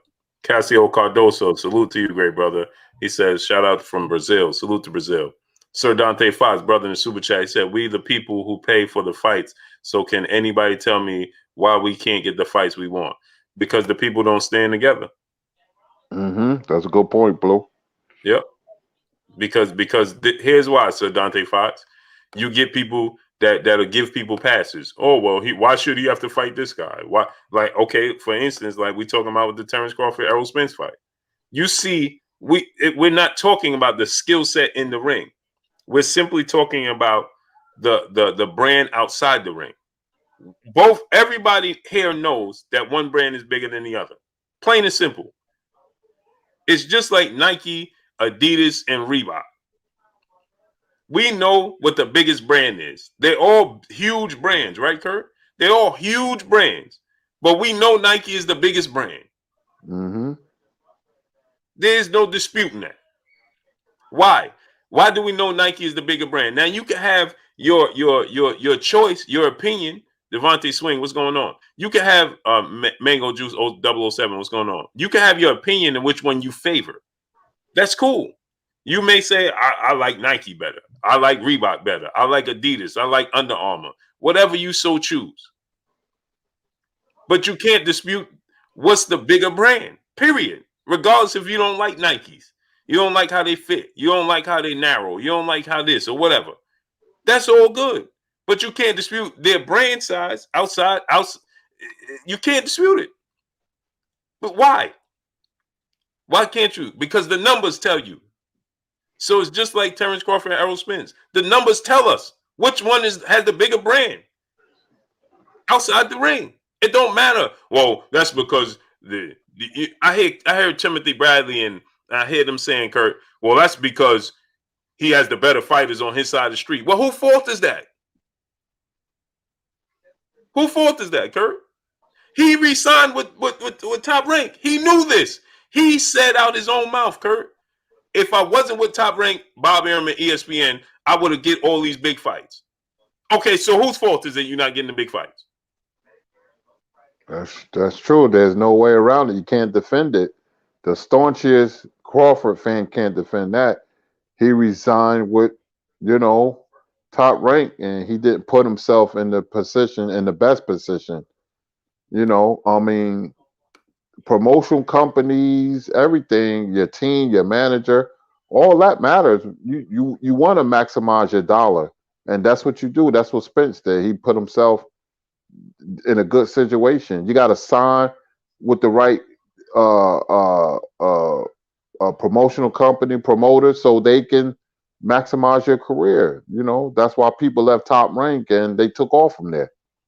And then, Kurt, on top of it, Kurt, then your promoter comes out and says, I lost so much money on him in the last 3 fights, I could build a mansion from scratch in Beverly Hills. Yeah, I would have been like, you're nuts, man. I'm leaving. I would have tell him. I say, hey, Bob, when my, October, my contract is up, I'm leaving. Thank you for doing good business. And I would just say that, no good business, but I will leave. Right. Steven tells on. And then on top of that, Kurt, he doubled back and said, well, Bob is just being Bob. I'm not going to blame him because he tried to make the best fights. When we heard Bob Arum say, and Kurt, we heard Bob Arum say, I blocked him from the Pacquiao fight. Yeah.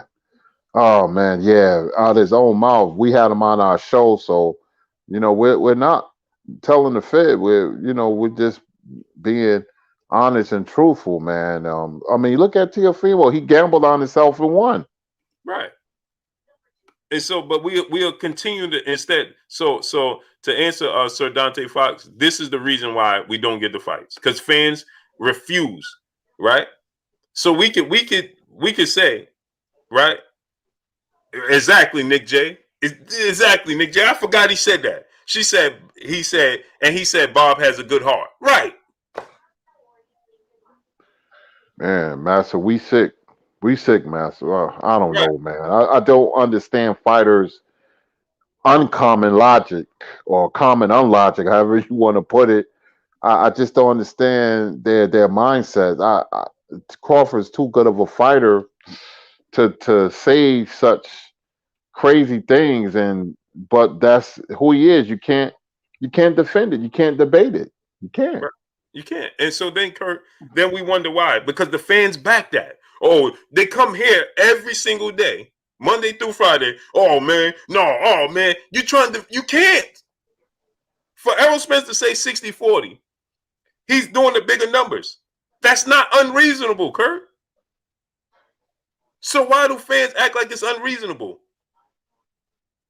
It's not unreasonable for him to say 60-40. One of his fights again, it's just simple math. He did 310,000 pay-per-view buys with Danny Garcia. This year in 2020, he did the highest gate of any boxer in sport of boxing, coming back off a 14-month layoff after suffering a horrific car accident, beating Sean Porter, and then fought one of the best fighters in the world, Danny Garcia. So how do we combat that, Kurt? Oh, well, Danny Garcia ain't that good. That's how we combat it. But this is a guy that Terrence Crawford still has on his list of to-dos. I'm confused. He named Danny Garcia, Kurt, after Danny Garcia lost to Keith Thurman, lost to Sean Porter, and was on the verge of losing to Errol Spence. He named Danny Garcia as one of the fighters that he absolutely have to fight before he retire, and didn't even mention Sean Porter. When are we going to deal with facts over feelings? Yeah, and Danny Garcia is really rapidly sliding down. He has 3 losses already, and was bludgeoned in his last fight against Spence. Let him keep on having that attitude. Like I said, one thing I love about boxing is a free forming culture, meaning it changes all the time. We have the ascension of a new king that's on the horizon. He don't have a belt, but things are looking good. We have the exciting Virgil Ortiz, but we have a guy from Philadelphia who's willing to step in and fight people. I just when he makes it, I hope he doesn't change, which I don't think so. But you'd be hard pressed to find a fighter, unfortunately, like Terrence Crawford, man. That his mind is just I don't understand his way of thinking. I really don't, man. It's I don't say much, but I'm really turned off by Crawford. It's very disappointing because I'm such a Crawford fan, but I can't defend his mindset at all. It's oh man. It's just like now. Who has been now? He said now. Mind you, Kurt. Danny Garcia wasn't trying to fight him since they was at 140. He still ain't get the Danny Garcia fight, right? He sees Nope. Danny Garcia face to face at the Canelo fight, right? And then Kurt, he says to Danny Garcia, "Oh, I want to fight you." Danny Garcia says, "Well, I ain't gonna fight you because I'm moving to 54." He changes, and my boy AB Boxing News. Shout out to AB Boxing News. You could go to AB Boxing News and see it. And Gustavo says to him, his name is Gustavo. Gustavo says, "Oh, we want to see your fight." And then Terrence Crawford says, "No, this is my guy right here. Me and Danny is cool. This is my guy right here." Huh? He ain't giving you the fight either. So how you can stand on your square with Errol Spence, which is the biggest fight in boxing? I'm confused. You've been pursuing this dude since 140. Errol Spence never fought at 140. Come on, man. School Skills brother in the super chat. He said, only guy I ever saw with the ability to knock out ABC, move up in competition without getting cheated was a heavyweight from Alabama named Deontay the Bronze Bomber Wilder. Facts. Go get the likes to 1K, my peoples. I mean, you can't like this is it's on record. Like, what are we talking about here? You look at the numbers. Is it unreasonable, Kurt, for Errol Spence to say 60-40? That's not unreasonable. No, that's very reasonable, man. I'll take that in a heartbeat. That 60-40, he, man, I don't know, man. You see, my energy goes down when I talk about this. Now, 60-40 is very reasonable for Terrence Crawford, but he ain't gonna take that, man. I doubt they fight. It doesn't look good at all. It's really a shame in boxing. It really is. This one's gonna hurt. And Kurt, I don't have a problem with him negotiating and him saying, "Oh, this is my worth." I don't have no issue with that. My issue comes with when he says, "I'm done with the Errol Spence fight," but you're pursuing everybody else, and you ain't getting none of these fights. So how you done with Errol Spence and all the fights you've been pursuing? You landed none of them. You didn't land the Pacquiao fight. You didn't land today. They still talking about Pacquiao could fight Mikey Garcia. You didn't land the Pacquiao fight yet. You didn't land the Danny Garcia fight. Sean Porter's not even on the list to dues. You act like his attitude towards Sean Porter is always like, "Man, you better sit over there. You better." I'm confused. Man, Jonathan Simon, brother, back in the super chat.